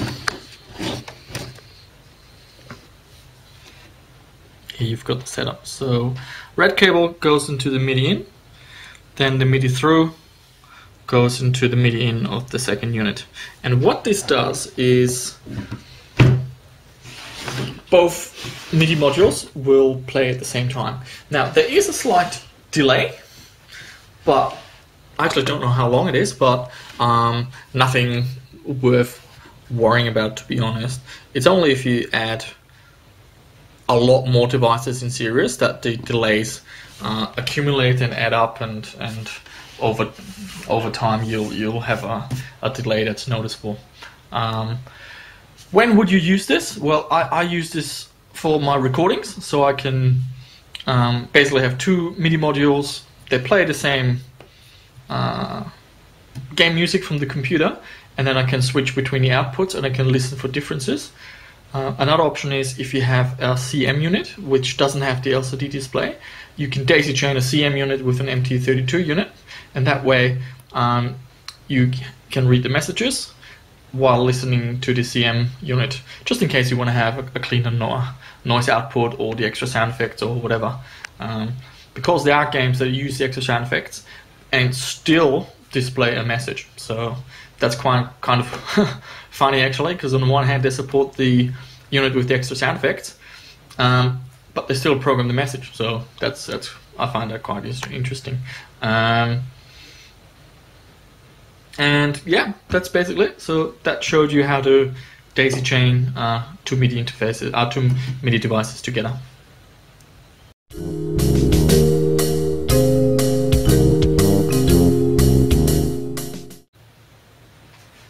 Okay, so in this part we're going to look at testing the ROM version.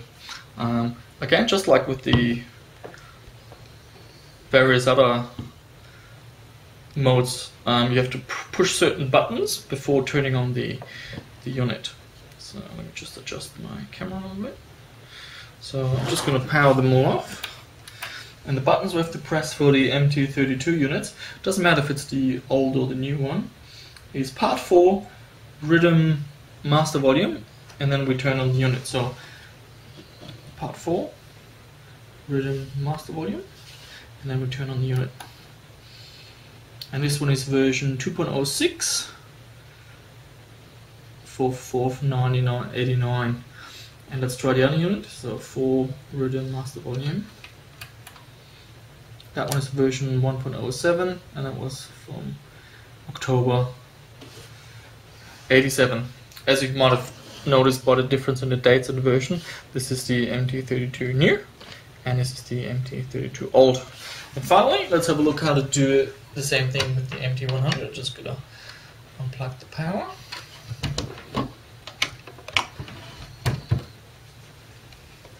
So on here we have to press some other buttons.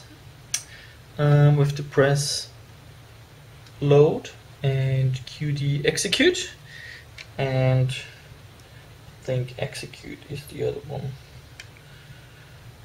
So that's a bit of a finger acrobatic, so let's see if I can figure this out.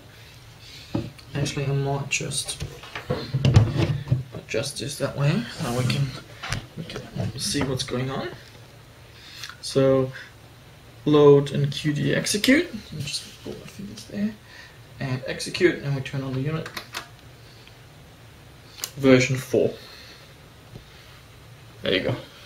And that's basically it in terms of testing the ROM version with the MT-32 and MT-100 unit. On the CM series, we have to do it a different way because they don't have a display. We have to actually hook it up to a computer and send some MIDI information and query the response. Okay, so in this part we're going to look at how to check the ROM version on a CM unit. So those don't have a display. First of all, you need a computer, a MIDI interface, and the MIDI out of the MIDI interface has to go into the MIDI in at the back, and the MIDI, hang on, let me just sort this out. So MIDI out goes into MIDI in, and MIDI in goes into MIDI out. So we're sending information to the unit and also back again. And then I've got a little notepad file. We will need this string here. So there's a free program called MIDI OX. So we're just gonna run that. That's what it looks like. And then let me just see if I can remember what to do here. Actions, send. Nope, wasn't it? Oh yeah, this window, and then we need that string. I'm gonna copy that into here.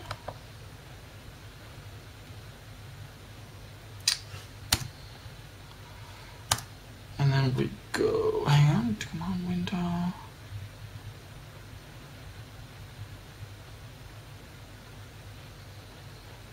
Send receive. There's our answer, and then we have to go display window and change that to hex view, and here's our version number. So this unit is a version 1.0 and was produced, well, not produced, that raw version is from March '89. So there you have it. So that's how you check the ROM version on the CM unit. Two things you need. Well, yeah, you need a couple of things. Computer, MIDI interface cable, MIDI out of the cable goes into MIDI in on the unit, and MIDI in of the cable goes MIDI out in the unit. You need the free software MIDI OX, which you can just download, and then you need to type in this bunch of text.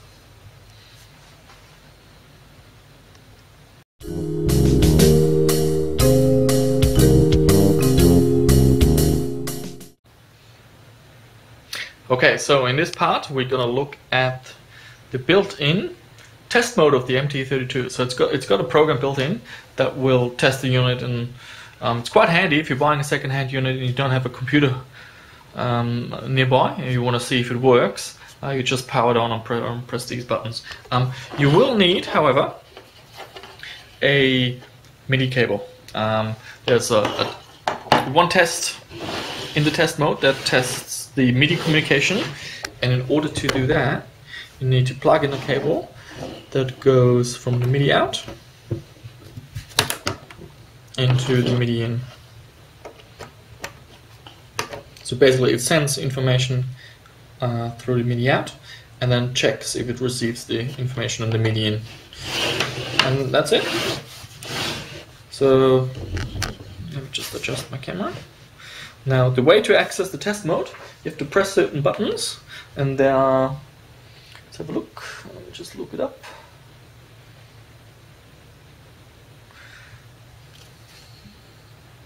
So you have to hold down 3 and volume, and then turn on the unit. And you'll see the display say welcome test mode. Push 1, 2, 3, 4, 5. Rhythm, sound group. So it's just to test that all the buttons work. Push.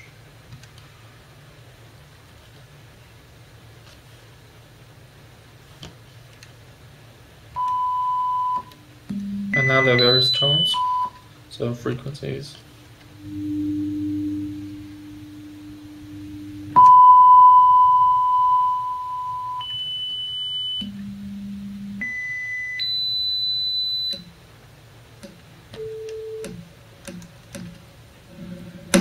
So this has got some.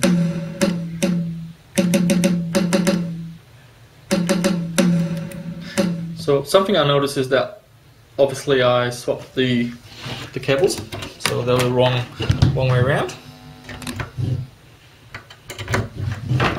Let's double check that. Yeah. And that's basically it. So it's just a quick way of making sure that your unit works as it should. Especially useful if you don't have a computer nearby and you just want to make sure that everything is as it should.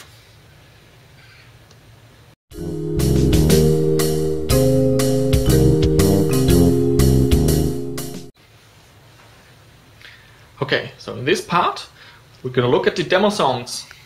Now, not every unit has these demo songs built in. It is only the MT-32 new or MT-32 with headphones and the MT-100. So these both have the are based on the MT-32 new board, and they come with the demo songs. All the other units do not. To access these demo songs, you have to press certain buttons. On the MT-32 new, you have to power off the unit, so power it off. Then hold down the master volume, and while you're holding it down, turn on the unit, and then you'll see it come up in demo mode. The MT-100 is slightly different. Here you press certain buttons while the unit is turned on, and this is sound control, so you have to, I'll try to do it with one hand, so you hold down sound control and then press play, and you'll see display change. And with the dial you can select the songs, and then you just press play and stop. But we're going to use the MT-32 new. So here you just press the buttons here, the part buttons, to switch, and to play you press the volume button. So let's check out some of the built-in tunes.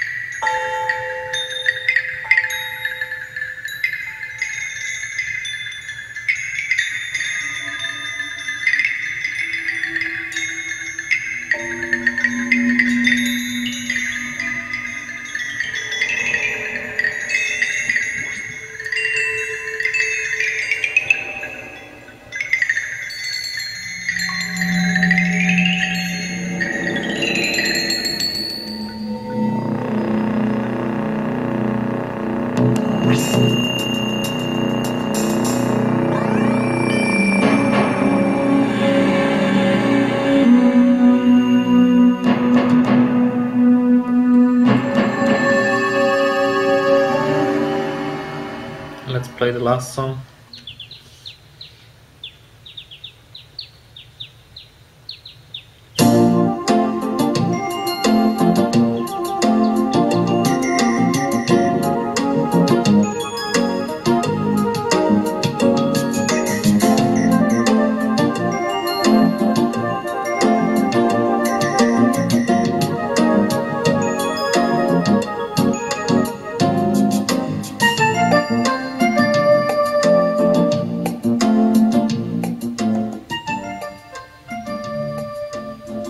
And there you have it. So that's how you that's how you access the demo songs. But remember, it's only on the MT-32 new or MT-32 with headphones and the MT-100. So these are the only two units that have the built-in demo songs.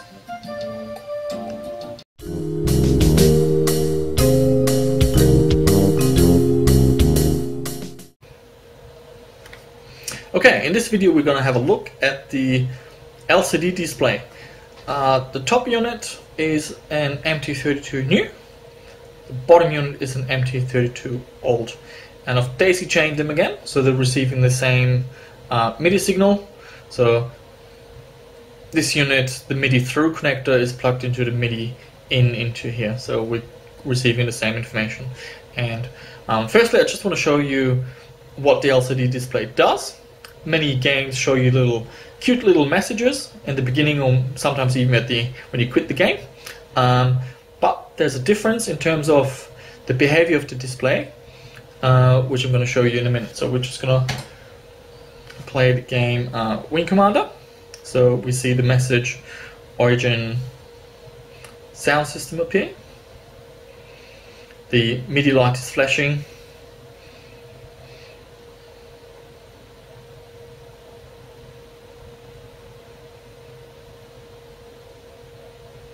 And now you can see a difference in what the display does.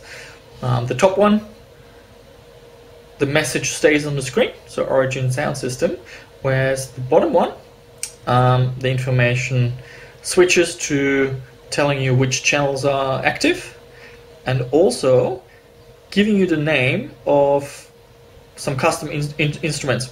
And that's quite interesting. It gives a bit of an insight into the development of the game. There was like a sonic boom, object pass. Those are the asteroids that float by. Let me just go inside the game and see if we get anything else. Water bells. I'm gonna go into another room and see if there's anything different. Oh, I gotta load the game first. Let's see if there's anything in the other room. No, so here just standard instruments, nothing special. Let's go into the mission. Oh boy.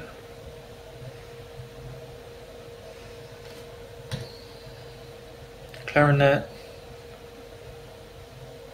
Ship move. So it gives you a bit of insight into the heads of the composers, you know, what they named those sounds, and that's quite interesting.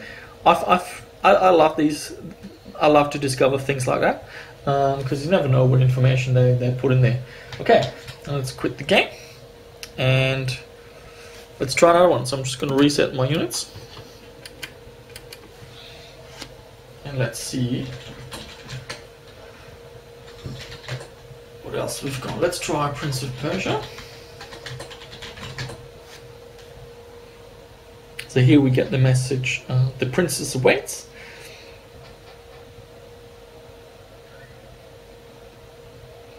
So let's just wait till this is loaded.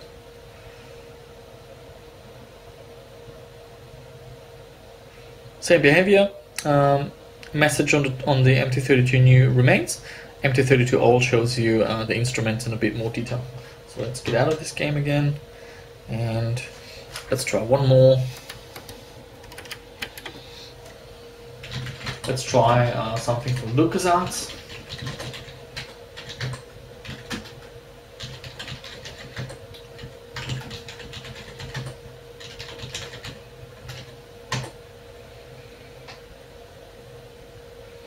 Lucasfilm games, and same behavior.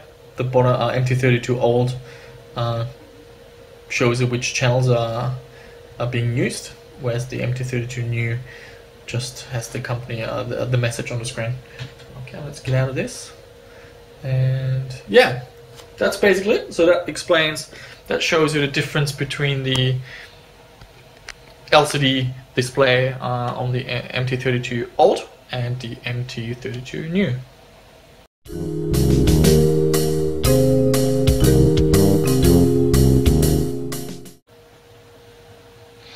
Okay, in this part we're gonna have a quick look at the difference of the LED at the front. So we're comparing the CM-32L and with the CM-500. So the CM-500 is the one that has a different behavior with the light. So as you can see here, the CM-32 and the CM-64 has MIDI message. The MT-32 units also have a MIDI message LED, so they all work the same. It's just the CM-500 changes things. So I'm just gonna lower my camera here, like so, and we're gonna run a game, and we're gonna see what happens.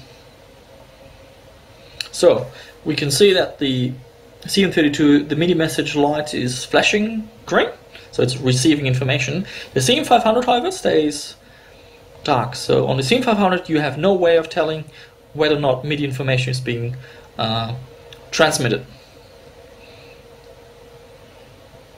So we're just gonna wait till the patches have been uploaded into the Roland. And now we see something different.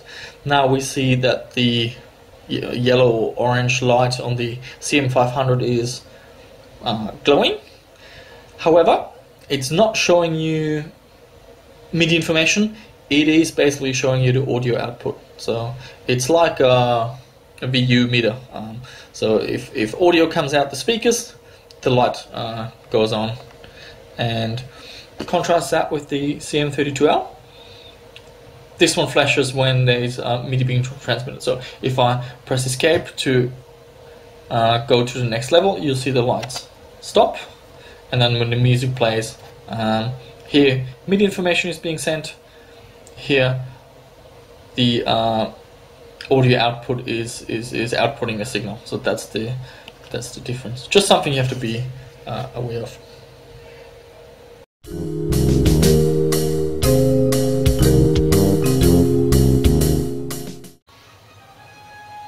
Okay, in this part we're going to look at games that only sound 100% accurate on the MT-32 old. So the setup I'm going to use is I'm going to use an MT-32 old and a CM-64. Then I've got my audio switching box here, USB sound card.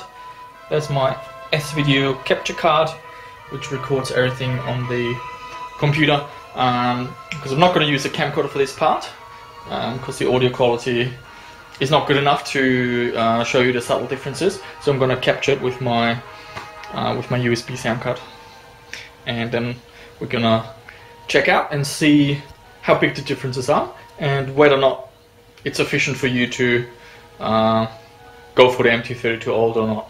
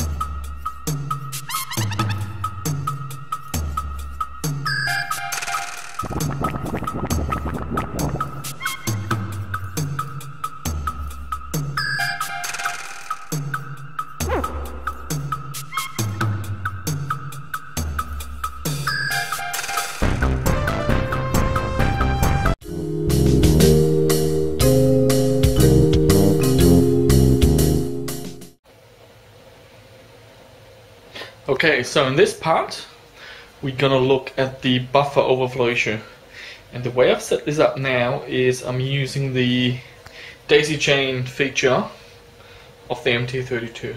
So if you have a look at the back, this is how I've set it up. We've got the MIDI in, that's a red cable coming in from the computer, and then I'm using a cable which goes from the MIDI through of the unit at the bottom to the MIDI in unit at the top. And you notice that the unit at the top is the MT-32 new with the headphone socket. The bottom one is the MT-32 old. And that's the setup I'm going to use in a lot of my videos. On the left here, I've got my audio selector box. So this allows me, by using this dial between 1 and 2, to switch between the units. And this all goes into my capture machine over here. So what is the problem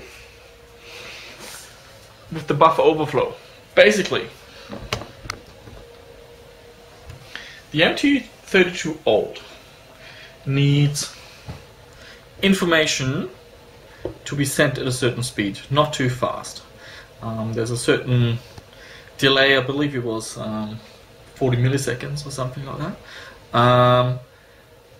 And if you keep that in mind as a programmer, everything is good. However, down the track, certain games, probably because they didn't have the MT-32 old, they used some of the later modules, they didn't know about this, and information just comes too fast for the MT-32L to handle, and what happens then is you'll see an error message on the display.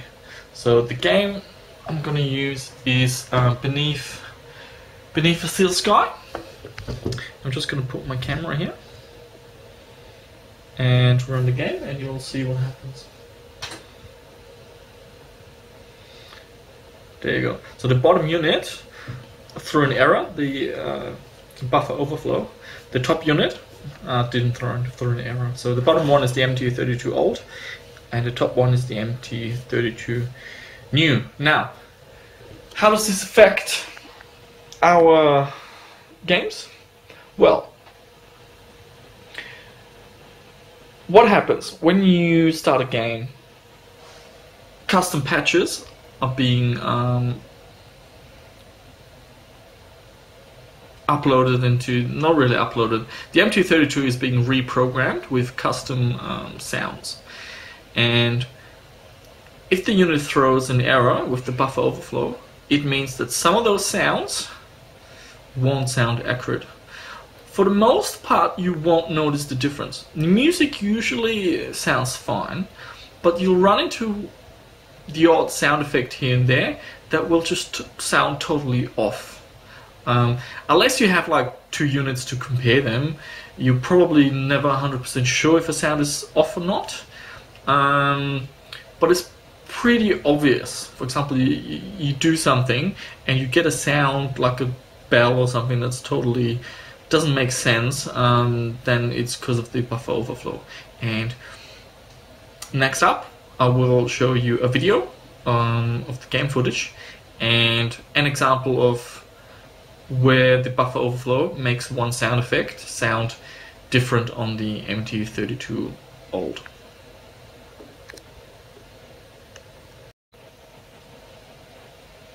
Okay, there you have it. That demonstrated the buffer overflow issue. Now, it's a tiny detail, but if you want to make sure that all the sounds are accurate, you just have to be careful about that one. Usually when you see on the display the buffer overflow message, then you know that some sound effects might be a bit off. Now, what can you do about it? On a vintage PC, not that much. What I've noticed is, however, the faster the computer, the more often you're gonna run into the buffer overflow issue. So slowing things down, like having a really slow computer like a 386, you'll find that most games are fine. But once you run on a Pentium or Pentium 2, you'll run into more games that have this issue. On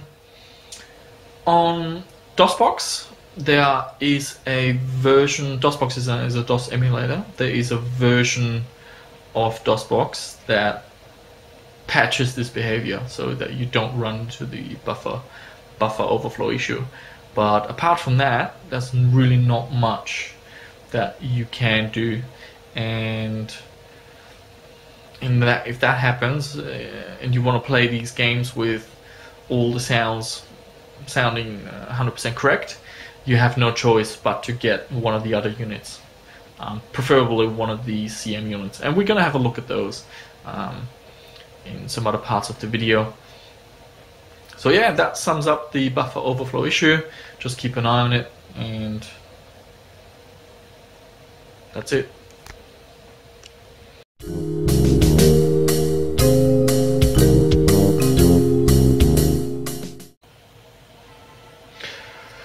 So in this part, we're going to look at the clipping issue. There's a sequence in Wing Commander just after the final fireworks goes off. There's a big explosion, and regardless of what you set the volume level on the CM unit, it will clip. It's only the MT-32 that avoids this problem.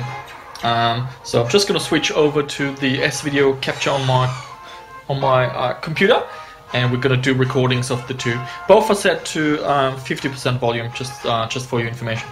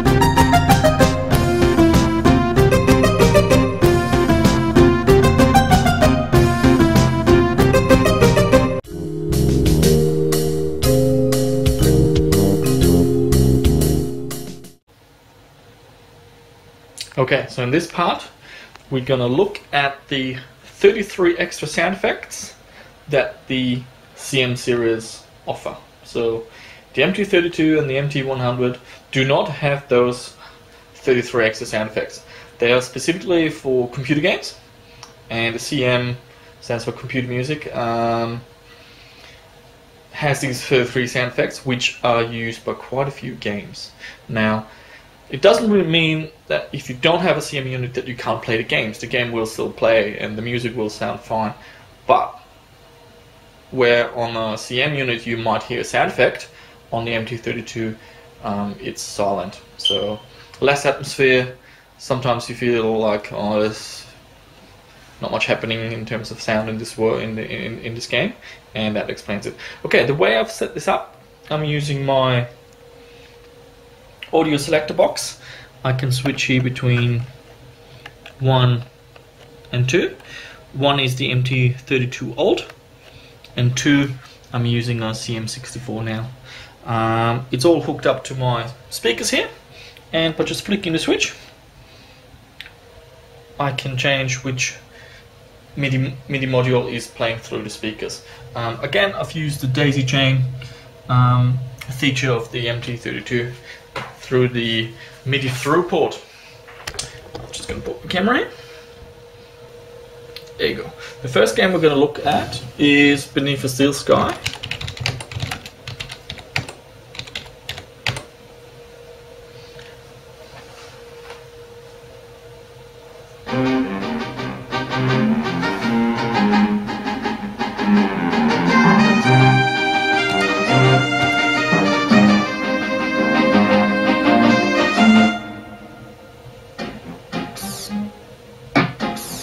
Specifically the sound of whatever that thing is here. So I'm just going to switch over to the MT-32L, to the CM-64.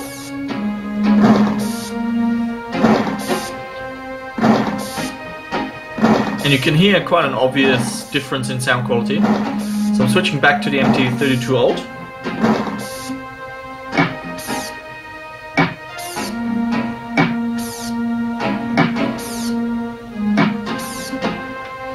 Back to the CM-64.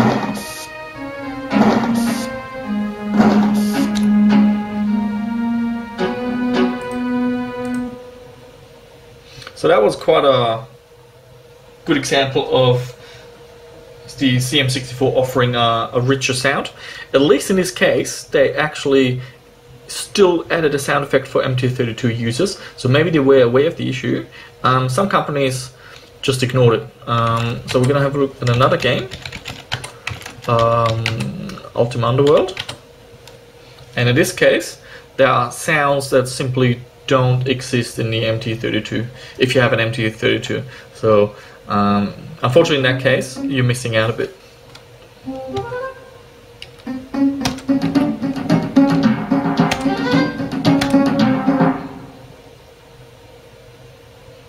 Alright, I've muted the music. This is the MT-32. We can hear like the footsteps.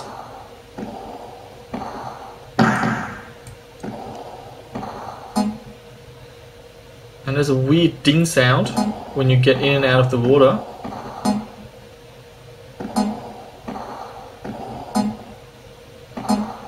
Okay, let's switch over to the CM-64.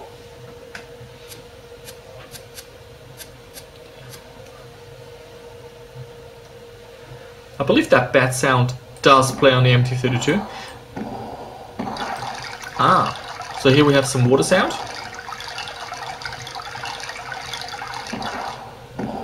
And getting in and out of the water, it doesn't make this ding sound.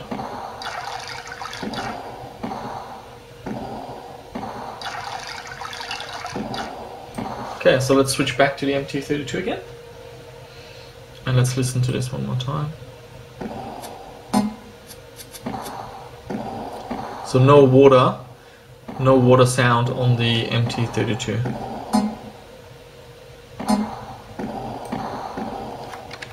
Alrighty, and there's one more game I want to show you. Let me just restart my MIDI units, and that is Elite Plus.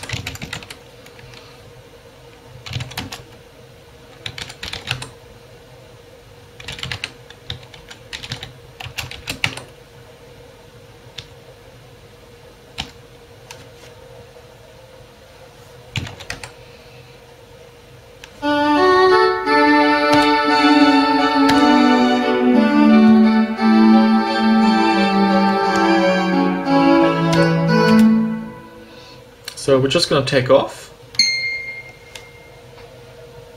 and listen to the sounds, or the absence of sounds. So there was a one ding sound in the beginning, and we're in space now. We can shoot, but again there's no sound. Let's crash into our station and see if we get any sound.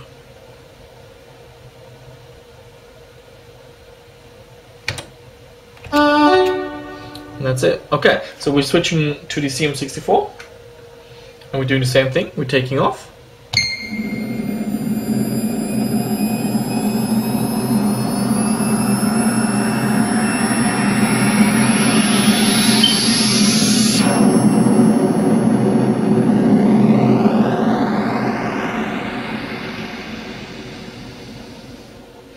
So yeah, quite a bit different. Also, we have a nice laser sound. And if we crash into the station, let's see what happens.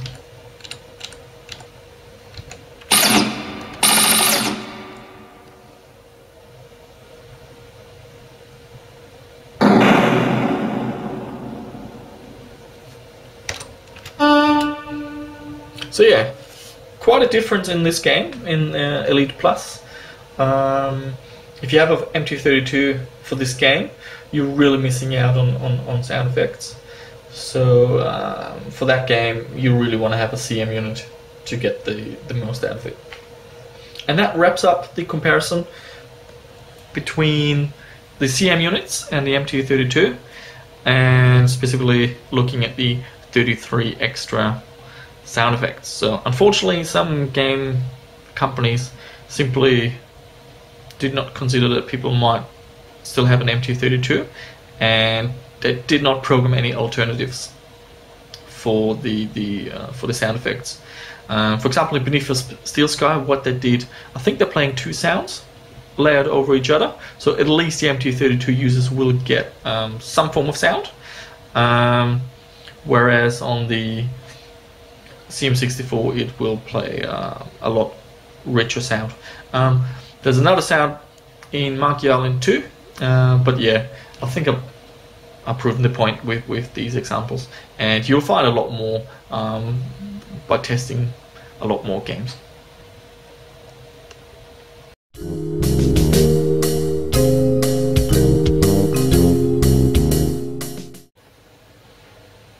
Okay, so in this part we're gonna learn at how to mute the CM-32P part of the CM-64 or the CM-500. Now, that was a mouthful. Let me just explain what the problem is. So, as we recall, the CM-64 has two units inside. It's a combination of the CM-32L and also a CM-32P, which is a PCM part. The CM-500 in mode B is basically the same. It also has that, it's got an emulation of that CM-32 part built in. And what happens? Some games, because the CM-64 came out after the CM-32L, so there were a couple of years difference, or maybe a year or two, and when they made some of those games, the CM-64 wasn't around, so they didn't know that that unit had a second module in there. And what happens is, some games configure the CM-32L or the Roland MT-32 in a way that when you have a CM-64, you'll hear the wrong instruments play. And that's what this part of the video is all about. So we're going to have a look at King's Quest 4, and I believe the version I have is from Steam, not or GOG.com. I can't remember. I purchased both. I don't know which one this is, but at least specifically this version has that problem, and we're going to look at the version number later. So I'm just going to put my camera here, and I've got my little switching box here again, so I can switch back and forth between the two units.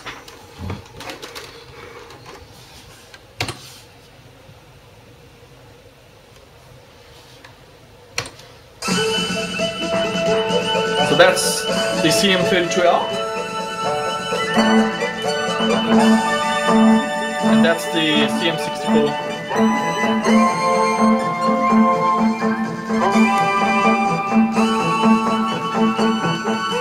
So that's what it should sound like, and that's what the CM-64 sounds like. So some of the instruments are off,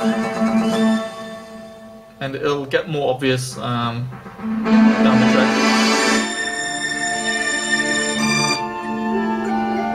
So that's what it should sound like, a little quiet and nice instruments, and that's what the CM-64 sounds like.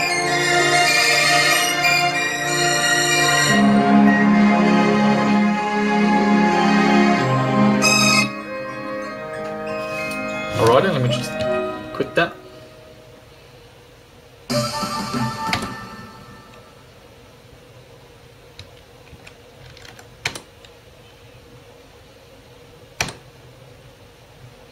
Okay, that is basically the problem, and what I'm going to do next, I'm going to switch over to my video capture machine, and we're going to have a look at what can we do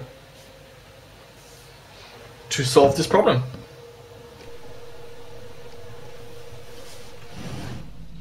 Okay, so in short, what we're doing is we're sending a sysx file to the MIDI module. Sysx, those are little instructions that allow us to reconfigure certain settings of our MIDI module.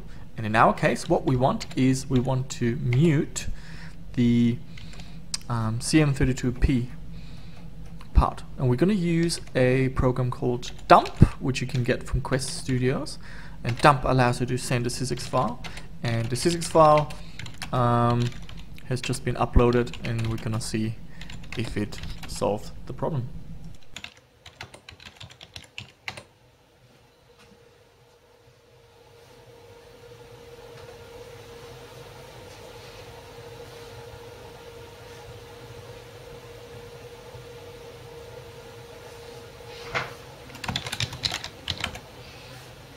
Okay, so we are back. So I just uploaded that sysx file into both units actually, because they're daisy chained. And also before you upload the sysx file and you play the game, I recommend you turn off the unit and just power cycle the unit, turn it off and on again. Okay, and let's see if the sound is better. So we shouldn't hear a difference now. So that's the CM-64 now, and that's the CM-32L. So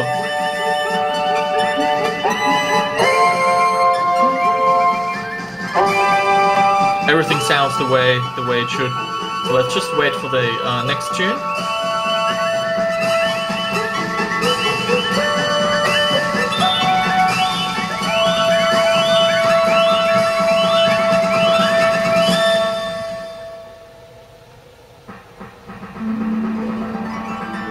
So that's the CM-32L, and switching over to the CM-64, and it sounds identical, so all good. I'm just switching back and forth.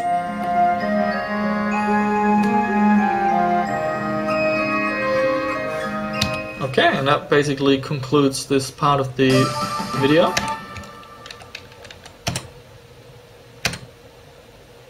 Yeah, and that's basically how you solve this problem.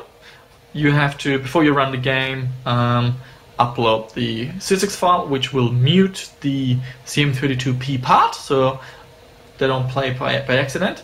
And this solution also works for the CM-500. So if you have the CM-500 in mode B and you're running into the same issue, this solution also works. I just tried it earlier ago.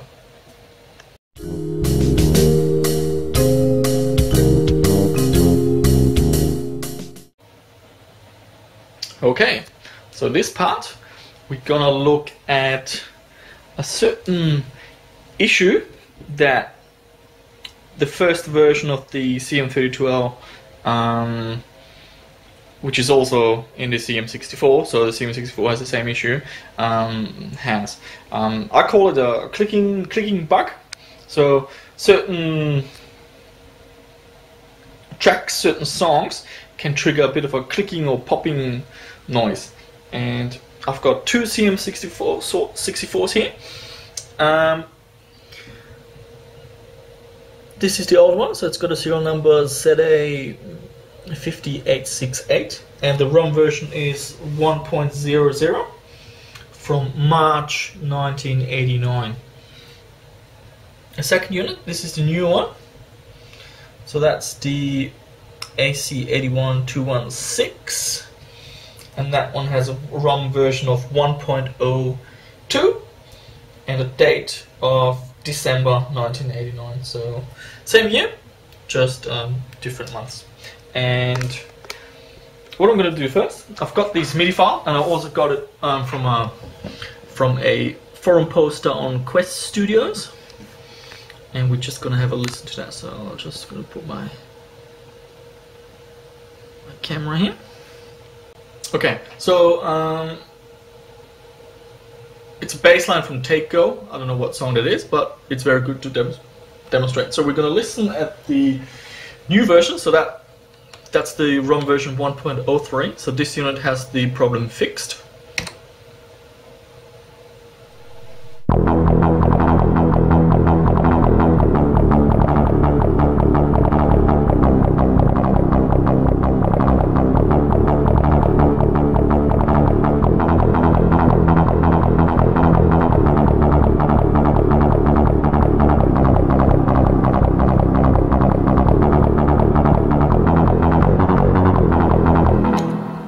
So that's basically what it's supposed to sound like. And now we're going to switch over to the second CM-64. That's the one. That's the very first one with the very first ROM version 1.00. And you'll hear you notice like a clicking and a popping in between the notes.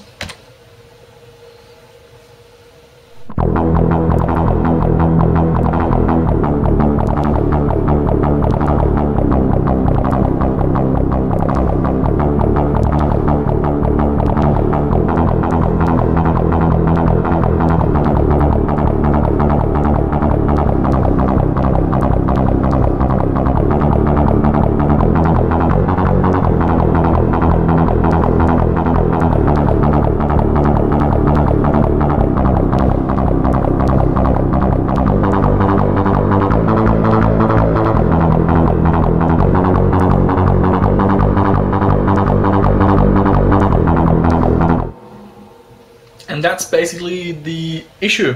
So if you are in a situation where you're deciding whether or not to get a unit, you could ask the seller if they know what version the ROM, what ROM version they have, and if not, you can ask the serial number, and that should give you a hint on the date. This one starts with ZA, so that's a little bit older than the one that starts with AC. Okay, so that was the clicking bug in the CM-32L, and remember the CM-32L, that same board is in the CM-64, so it applies to the CM-64 as well.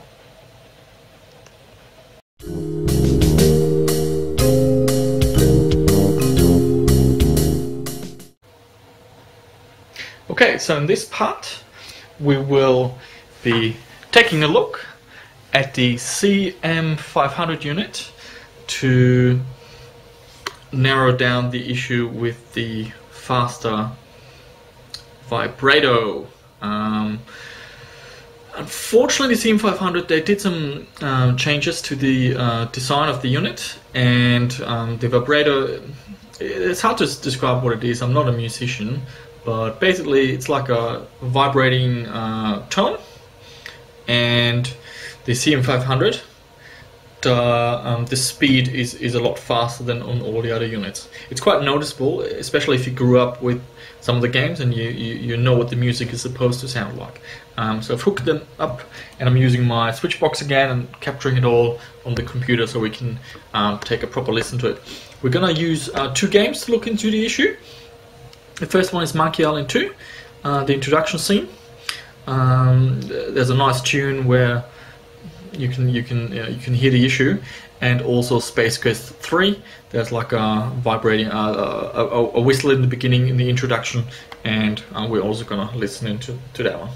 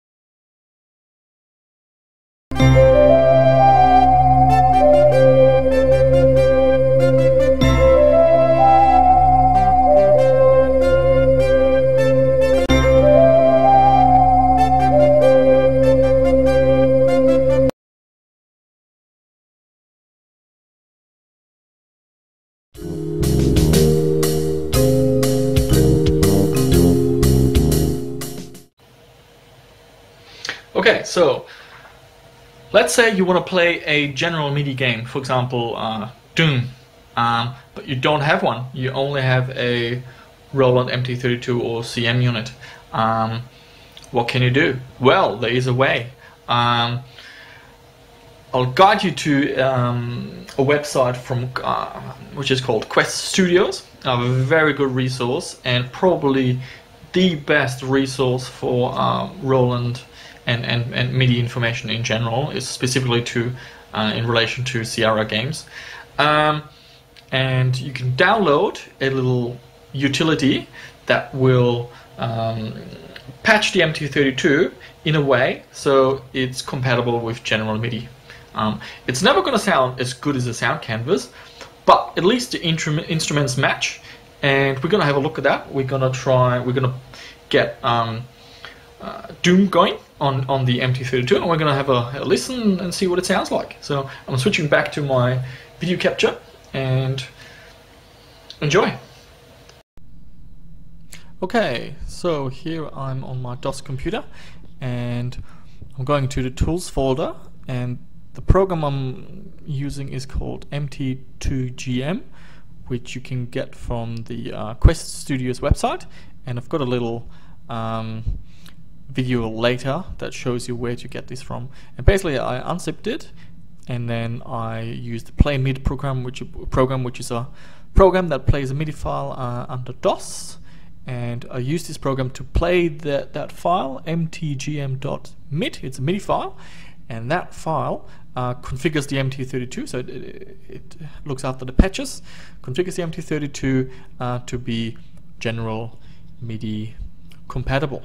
And once that's done, I'm going to start Doom and see if it works.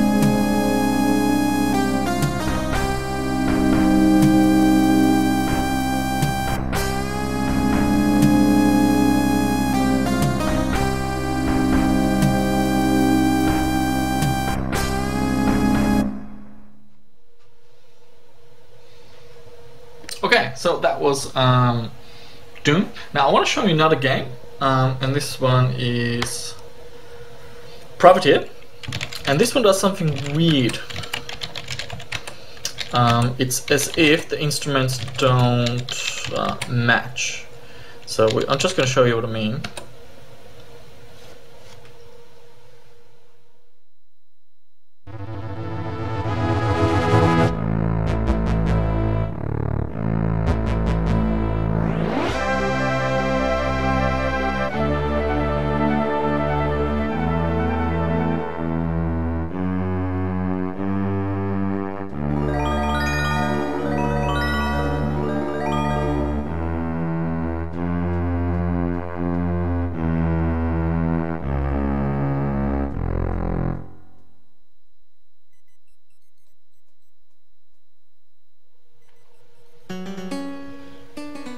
Alright, let's get out of this.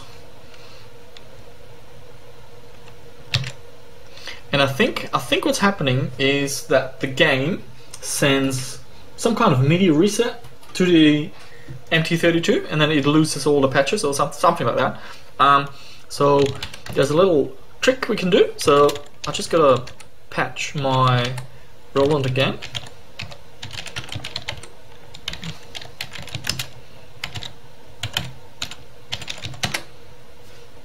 And the way the trick basically works is that once the MT-32 is patched with the general MIDI, you unplug the MIDI cable, you start the game, and then you plug the MIDI cable back in. So it basically avoids that it receives that that reset message. So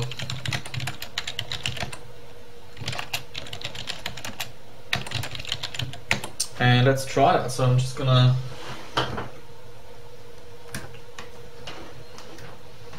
unplug the MIDI cable.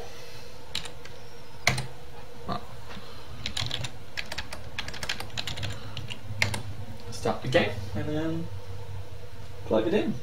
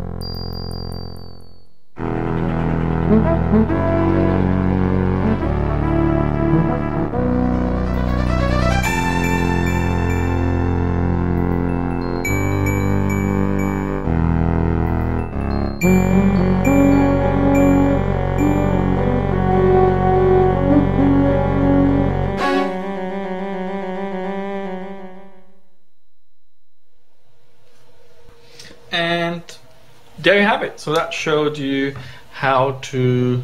Oh, there's an interesting message from the game.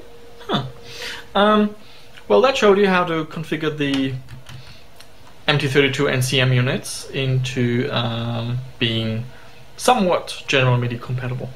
I still, if you got the money and the opportunity, I still highly recommend you get a Roland sound canvas or like a Yamaha. Those two are pretty much the two main general MIDI devices which retro gamers and vintage computing fans use. But if you only have these, then at least you can patch it that the music sounds somewhat alright.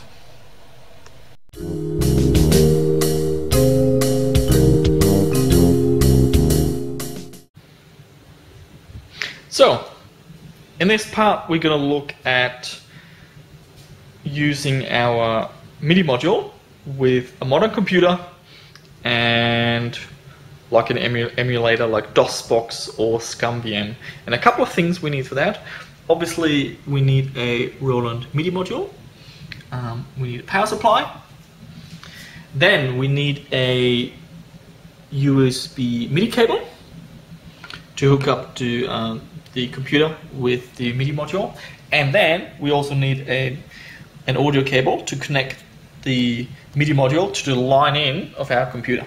So I'm using this cable, 6.35mm or 1¼ inch jacks, and on the other end it's got the 3.5 inch stereo socket, and I'm just going to hook it all up and then we're back.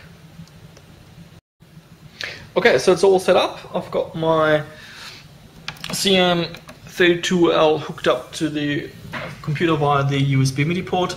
I've got the audio cable going into the line in of my sound card on the desktop, and I've got power, so it's all ready to go. Now it's all up to configuring the software on the emulator, and I'm just gonna switch back to my screen capturing software and we're gonna continue it there.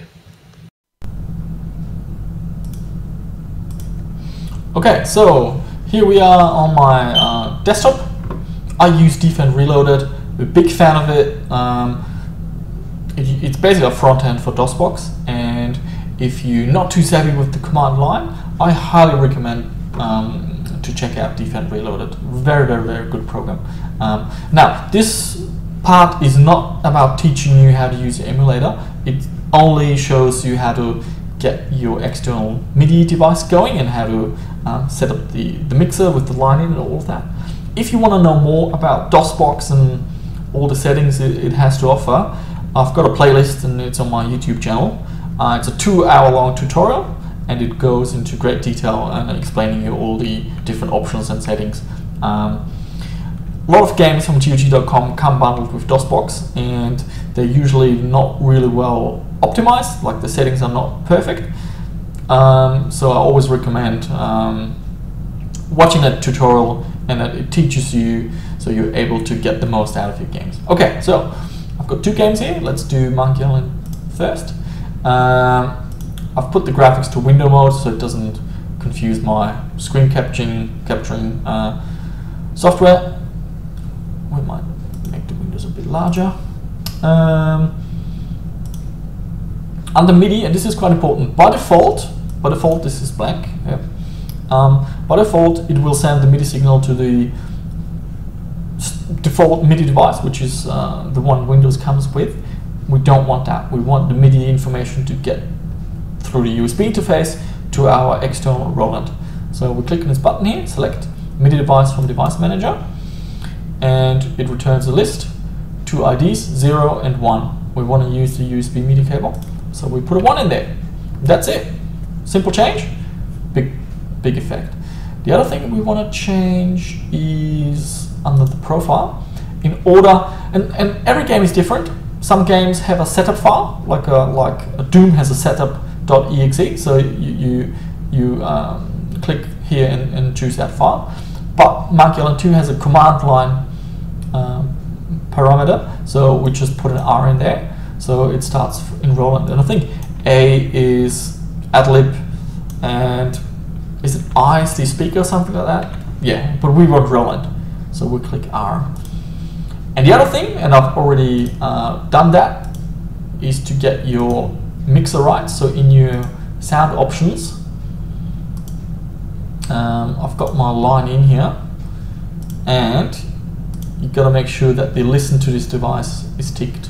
So that activates the mixer, and now the Roland sound will come out through the mixer. I'm going to leave that open here because I'm going to show you how to play with the volume.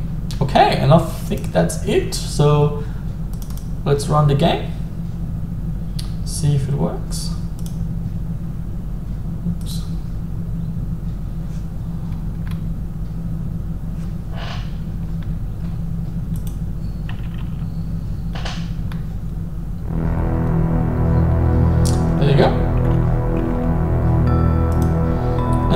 see here the level indicator. And if we click here on levels, we can adjust. So some games, because you're gonna have speech and music, so they have different algorithms for that. But yeah, this music is now coming from the real Roland CM-32L, not a software MIDI device. Okay, let's get out of this. And I just want to show you the Fate of Atlantis, because that has speech as well. So let me just double check I've done everything. Yep, that's correct. Graph full screen, untick that, change the resolution. Put an R in there and that should work.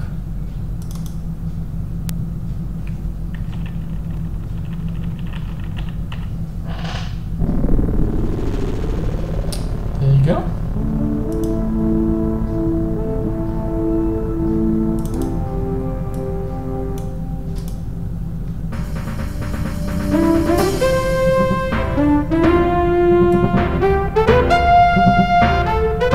Let's see how it mixes with the audio. Alright, Jones, how you gonna find that statue in all this junk? So if the music is too loud, we can just reduce it. I'm back. Indy? You don't look at all well, Dr. Jones. Exploring our collections can be... And that's basically it. So that shows you how to configure Dosbox with your MIDI device. And the principle is the same with SCUM-VM. You just gotta go through the menu options and basically tell the game to use the external USB MIDI device, and that you're using an MT-32, a real MT-32 device, not a general MIDI device, because it's SCUM-VM has a lot of options, so you just gotta make sure you got the right one. But the principle is exactly the same.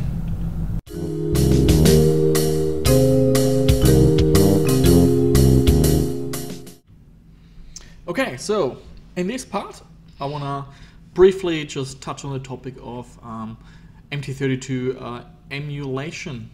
The main project behind this is the MUNT project, and they've got a website on SourceForge.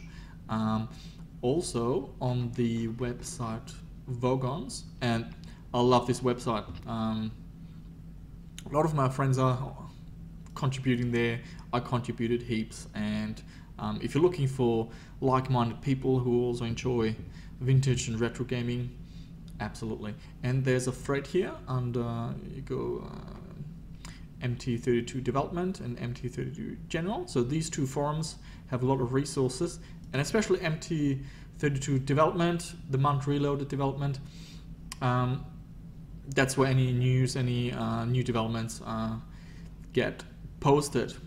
I've been told that emulation is at a very, very good level, and I have to agree. Now, I'm not following this project that much because I have real units, but for the purpose of this video, I just had a quick look, and I agree. Emulation is very, very good, and it's getting even better. So lots of smart people are working on this and improving it as much as they can, and with your help and your feedback, if you hear any glitches, let them know. Otherwise they don't know, they can't fix it if you don't tell them. They will, like I think eventually, once they're satisfied with the product, they'll make it publicly available for download. At the moment, it's more reserved for testers and developers. However, part of the developments flows into other projects, like certain versions of Dosbox and SCUM-VM. So they do include some of that DNA in their latest versions. And one I can recommend to you is this website here, ikwong.x-y.net, and there are different builds. And this one is fairly recently. It just came out a week, 2 weeks ago, December, and that includes a pretty recent version of the MT-32 emulator. Oops, that's the wrong window. This is what it looks like. Slightly different than the normal Dosbox. The only thing you have to do is go to Sound, MIDI device, and change that to MT-32. Before we have a quick listen at an example, we have to talk about the issue of ROM files. Now, it is illegal to just download the ROM files which you need for this emulator. So just to clear that out. I own all the Roland units, so I don't have a problem using ROM files myself. But to be legal, you are not allowed to just download the ROM files, because Roland still has the rights on that. With that out of the way, and I'm not going to tell you where to get them, so you just got to figure this out on your own. You put this control ROM and the PCM ROM into the folder of that emulator, and then you basically just start the emulator, go to Sound, MIDI device, switch it to MT-32, and that's about it. So what we're going to do next is just play a few games and listen to the music.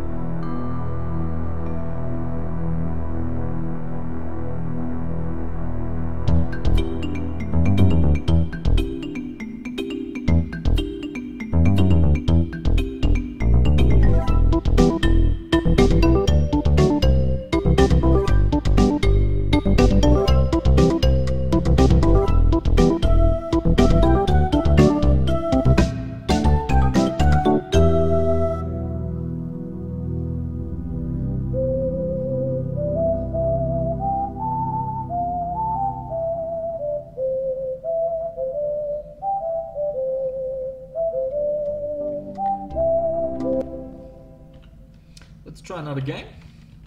Let's see what else I've got.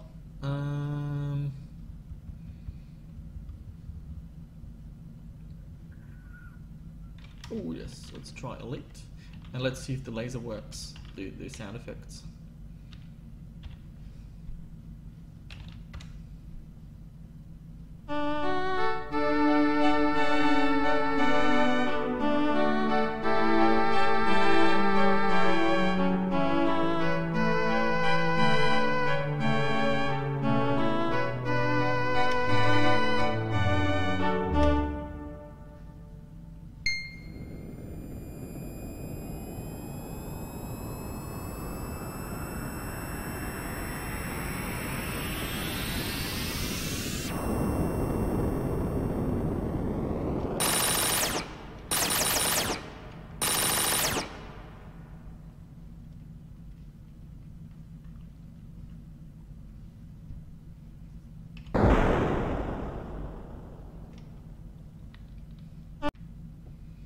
Well, there you have it. Sounds pretty good. So the main message I want to communicate is that emulation has reached a really high level of accuracy and authenticity. Keep an eye on the forum and the website, the MUNT website on SourceForge, and yeah, just help them out. Try out the software, see if it works for you. If you find any bugs, let them know. But yeah, currently it's at the very good, very high standard.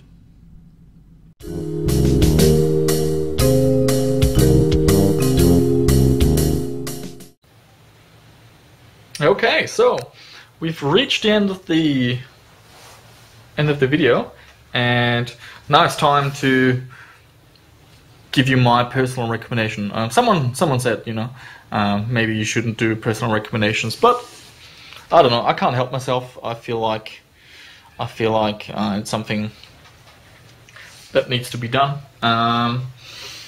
So the way I'm going to recommend it, I'm going to recommend all the things that I think make the most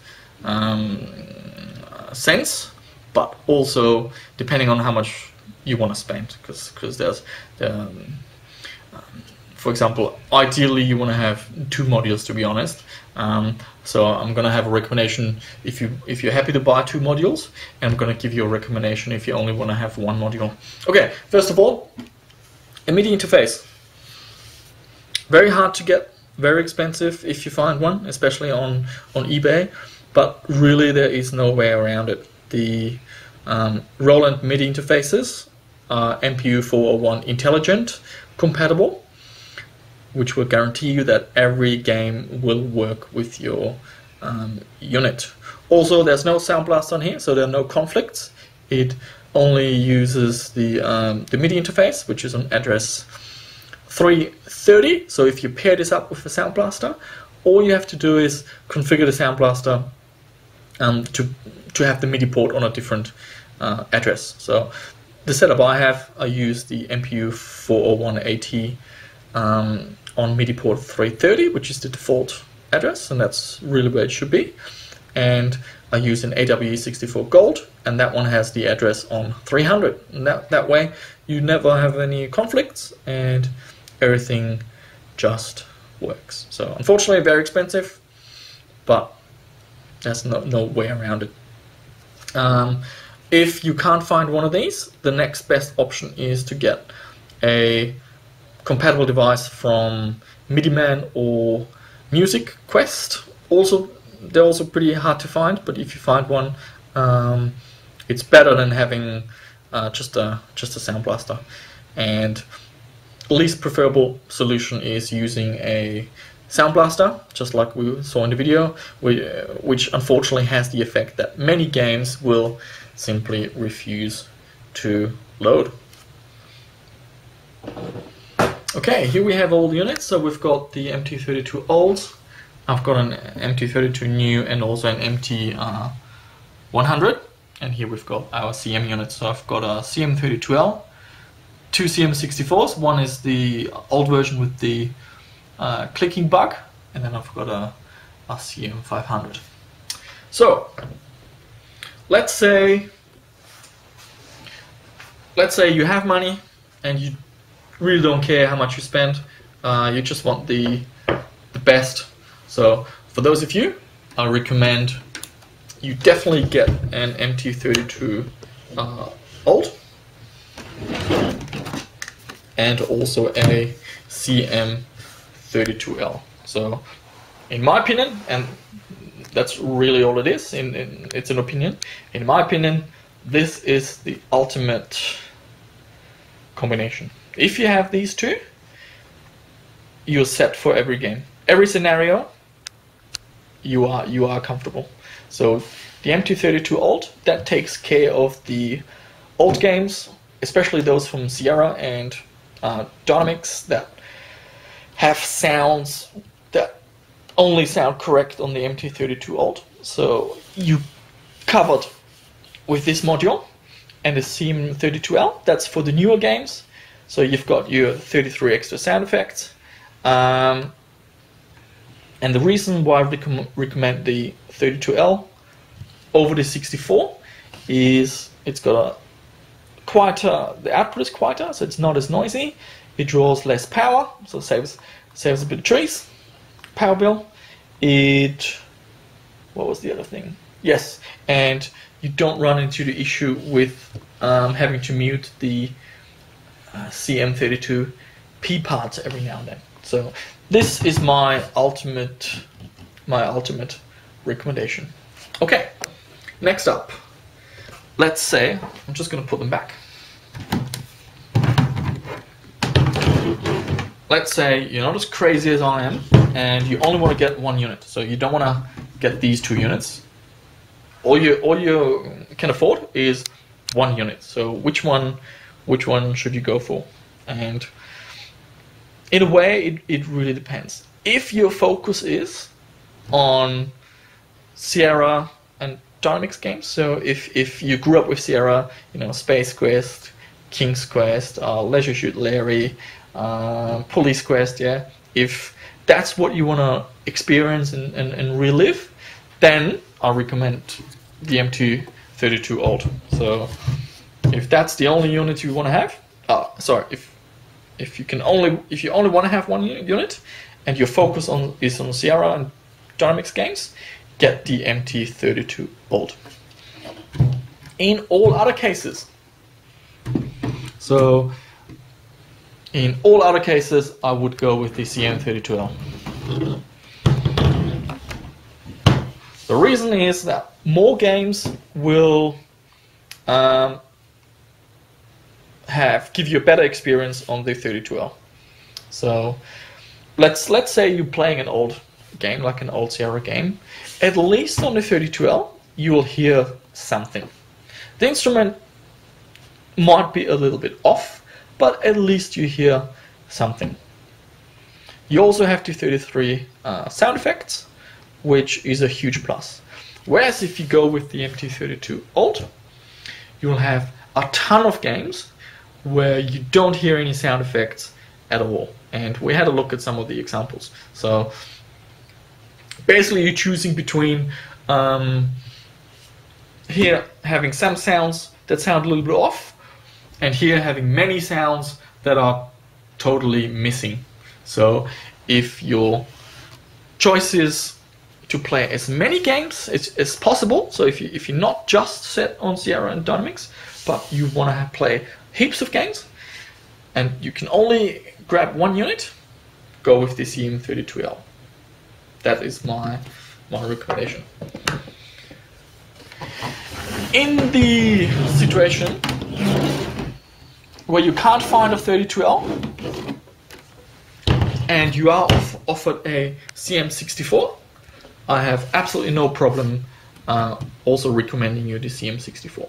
However, if you have a choice, like if the opportunity presents itself and you have a choice between the 32L and the 64, go with the 32L, because it's, as I said, quieter output, less power draw, only one PCB inside, so less chances of something breaking, and also it doesn't have the issue with having to mute the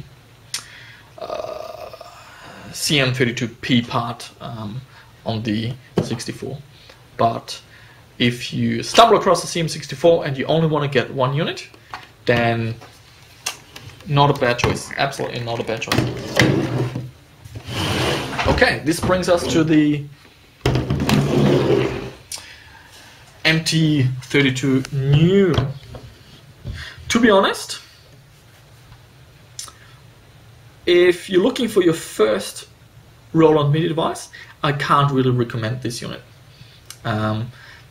It has a quieter output, so it's not as noisy, but in most other aspects, it's only got downsides. So the MT-32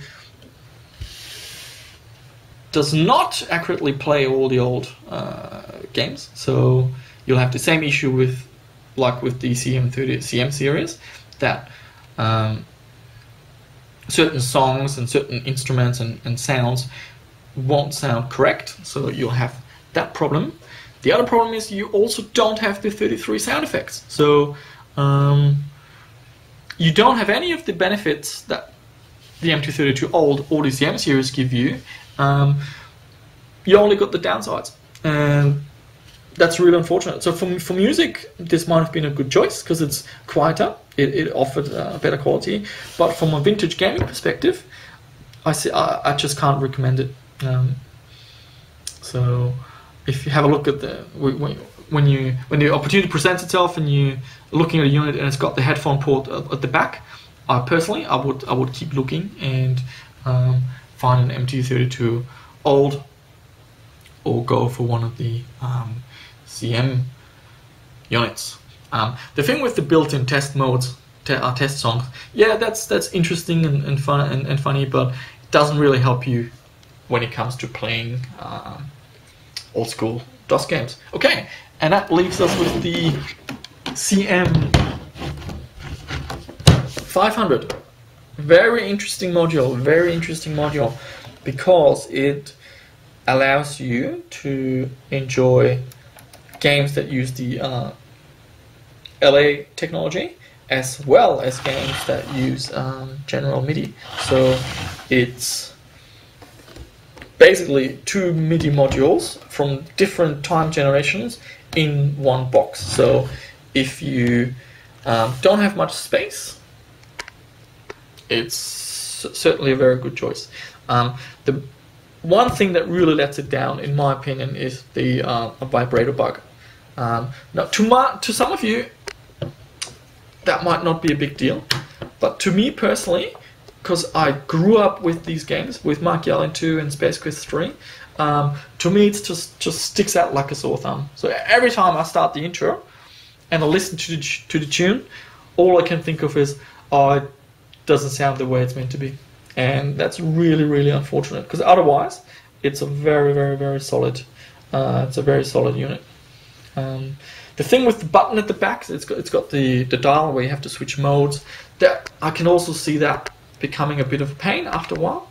I much rather prefer having my 2 units in daisy chain configuration and then using an audio switch or a mixer to just switch between the 2 of them.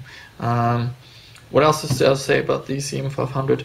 It's hard to find, and it'll cost you. Prices for the CM-500 usually a couple of $100, so that's quite expensive. The question is, what is cheaper? Getting one CM-500 or getting a MT-32 or another CM module and a Roland sound canvas? Because really, if you compare the CM-500 in terms of purchasing compared to one of these, you have to add in a sound canvas. I'm just going to show you what a sound canvas looks like. So that's a sound canvas. So basically, to make a fair comparison,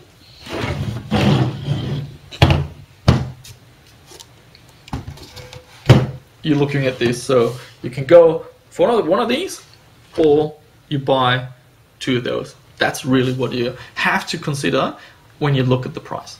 And that might swing your decision towards the CM-500 if the opportunity presents itself. So yeah, that's basically it. That's my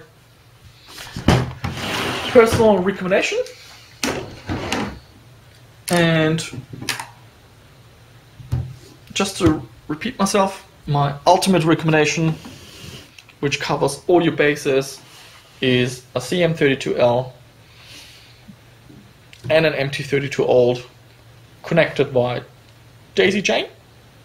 And the reason is you are covered with the old games, you're covered with the new games, you've got the extra sound effects, you've got the low noise output. Because of daisy chaining, you can still see the messages while using the CM-32 to listen to the music. So if you have these, you really only have positives. There is really no downside to this solution. Well, there is.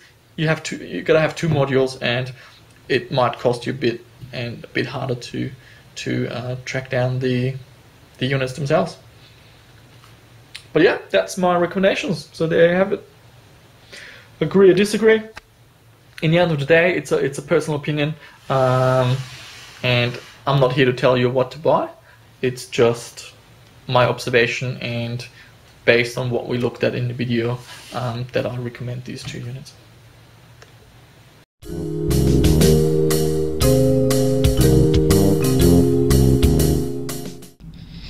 Okay, so this brings us to the summary. We're getting closer and closer to the end of the video.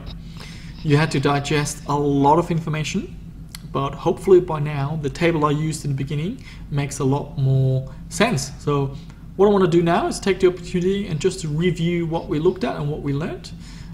So we had a look at all these units and we compared them and we investigated some of the issues. So for example, we had a look at the MT-32 old and we found out it's the only unit that some games sound 100% correct with, and especially if you're into Sierra and Dynamics games, you want to have an MT-32 old. We had a look at the LCD display. We discovered that they show little messages in the beginning and end. Some games, when you show a message when you quit the game. So, for example, Space Quest 1, the VGA version, is an example of that. I think something about destruction sequence or something like that. We also learned that the LCD display on the MT-32 new behaves slightly different. So the message remains on the screen, whereas here the message disappears, and you can see what channels are playing and find out some of the instrument names. We had a look at the clipping issue, which the CM series of MIDI modules is affected by, and we used the example of Wing Commander, the fireworks scene. We had a look at the test mode, so the MT-32 old and the MT-32 new and MT-100 have a test mode built in. We learned what buttons you have to press in order to access them. We learned that the MT-32 old does not have a headphone jack, but all the others do. We also learned that the only units that have built-in demo songs is the MT-32 new and the MT-100, and we also learned what buttons we need to press to access those songs. We had some recordings to demonstrate the 33 extra sound effects that many games use, especially the later ones. And unfortunately, if you have an MT-32 unit, you will not hear any sounds in those instances. I actually today I found a post on Quest Studios. There's the game Another World. In the US, it goes by another name, Out of This World, I believe. And apparently it supports the Roland, but uses exclusively the sound effects. So if you have an MT-32, you hear absolutely nothing, just quiet. Whereas if you've got a CM unit, you hear all the sound effects. So it's an extreme case, but definitely interesting to know. Then we had a look at the need to mute the CM-32 part of the CM-64 and the CM-500. Now, oops. So we looked at the need to mute the CM-32 part for certain games. That affects the CM-64 and the CM-500 because these are two PCB devices, so they've got two boards, and sometimes it's not to say that we're blaming the game developers, because they developed for these systems when these weren't out yet. So they could not have foreseen that Roland is going to make a unit with two PCBs inside, and that by accident the wrong PCB might be addressed and talked to. So that was quite interesting. To be honest, I don't know, I'm not 100% sure how big of a deal this is. I know of two Sierra games, at least. There's a Leisure Suit Larry game and King's Quest 4 that run into this issue. And you can fix it by changing the driver and things like that. But the reason why I want to show you this is if you are put in a purchasing decision between units, now you know you have the power to make a decision, and you're not gonna buy something and then find out through a nasty surprise that there's an issue. We compared the power draws. So all the single PCB units draw roughly half as much power as the double PCB units. So here you can save some trees, save some money, and also get a cheaper power supply. Whereas here you really gotta get a power supply that's rated 1.5 amp or something, just to be comfortable. The number of PCBs also affects the noise. These two units, because they have two PCBs, the audio has to be mixed together, so that results in a slightly noisier unit. The boards on their own would probably be just as quiet as the 32L. The MT-32 old is quite noisy, but it adds a little bit to the character, and yeah, there's not much you can do there. Then we found out the vibrato bug, which only the CM-500 has. Very unfortunate, because otherwise my recommendation at the end might be a little bit different. And we also had a look at the LED, which in all units but the CM-500 is green and indicates MIDI communication, whereas on the CM-500 it's yellow or orange. Not quite sure what color that is, and it shows if the audio is playing. So there's a difference. So that wraps up the video, and hopefully by now this table makes a lot more sense, at least if you've watched the whole video, which actually, by the way, if you watched the whole video in one go, well done. Thank you. So by now you should have a much better understanding of what the heck I'm talking about here, because in the beginning of the video it probably just went straight over your head, unless you already a savvy retro gamer and have knowledge of some of these things.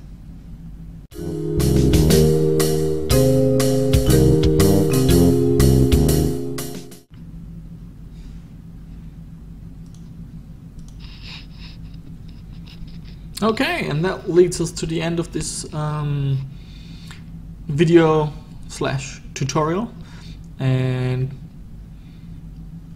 before we close this video, I just want to give credit and acknowledgement to the people who helped me make this possible, because as you found out, there's so much knowledge to this topic, and it's actually unbelievable. I'm surprised that back in the day you just bought the unit and you hooked it up and you listened to music, but then over the years people discover subtle differences and interesting behaviors and bugs and start to document it, and my aim was to put that knowledge all together in a video, make it visual, lots of examples, lots of recordings, and just to have that document for future reference, and to share my passion of of retro gaming and music with the world. There are three main websites that I want to give credit to. Now, I'm not going to mention specific names, because then when you mention names and you forget some others and they feel left out. So those who helped, they know who they are. So thank you. So the first website is the Quest Studios website. Fantastic resource, and the forums are filled with knowledgeable people. Massive archive which goes back many years. It's got recordings, it's got most of the utilities are used, so the programs to play MIDI files under DOS, that's from this website. The MIDI file that patches the Roland into being general MIDI compatible, I also got this from this website. So great website. The next website is Vogons. Now, this has a focus on vintage gaming, but not just DOS. There's also talk about Apple computers, consoles, and not just the era that has to do with Roland. There's also lots of knowledge about Sound Blaster cards, video cards, Windows 98 gaming, how to build your vintage computer, and so on. Fantastic resource, and lots of decent people that will always give you a hand. And finally, we've got DOSforum.de. That's a German site, so if you don't speak German, then yeah, it'll be a bit hard. Also very good site, very knowledgeable people, and lots of the Germans, they're very obsessed with detail, so they don't give up easily. They love to investigate the issue until they've figured out what the root source is. So lots of people here helped me, and I got the pictures. One of the forum members from this website gave me the pictures for the LAPC-I, so thanks to you. And yeah, okay, and that wraps it up, and I had a lot of fun. It was a lot of work, but I had lots of fun shooting all the footage and putting it all together, and hopefully some people out there who will find this useful, and maybe you also get hooked on the retro bug and want to get a real Roland to play Monkey Island whatever it is. Hopefully I inspired someone out there. So that's it from me, and have a great day.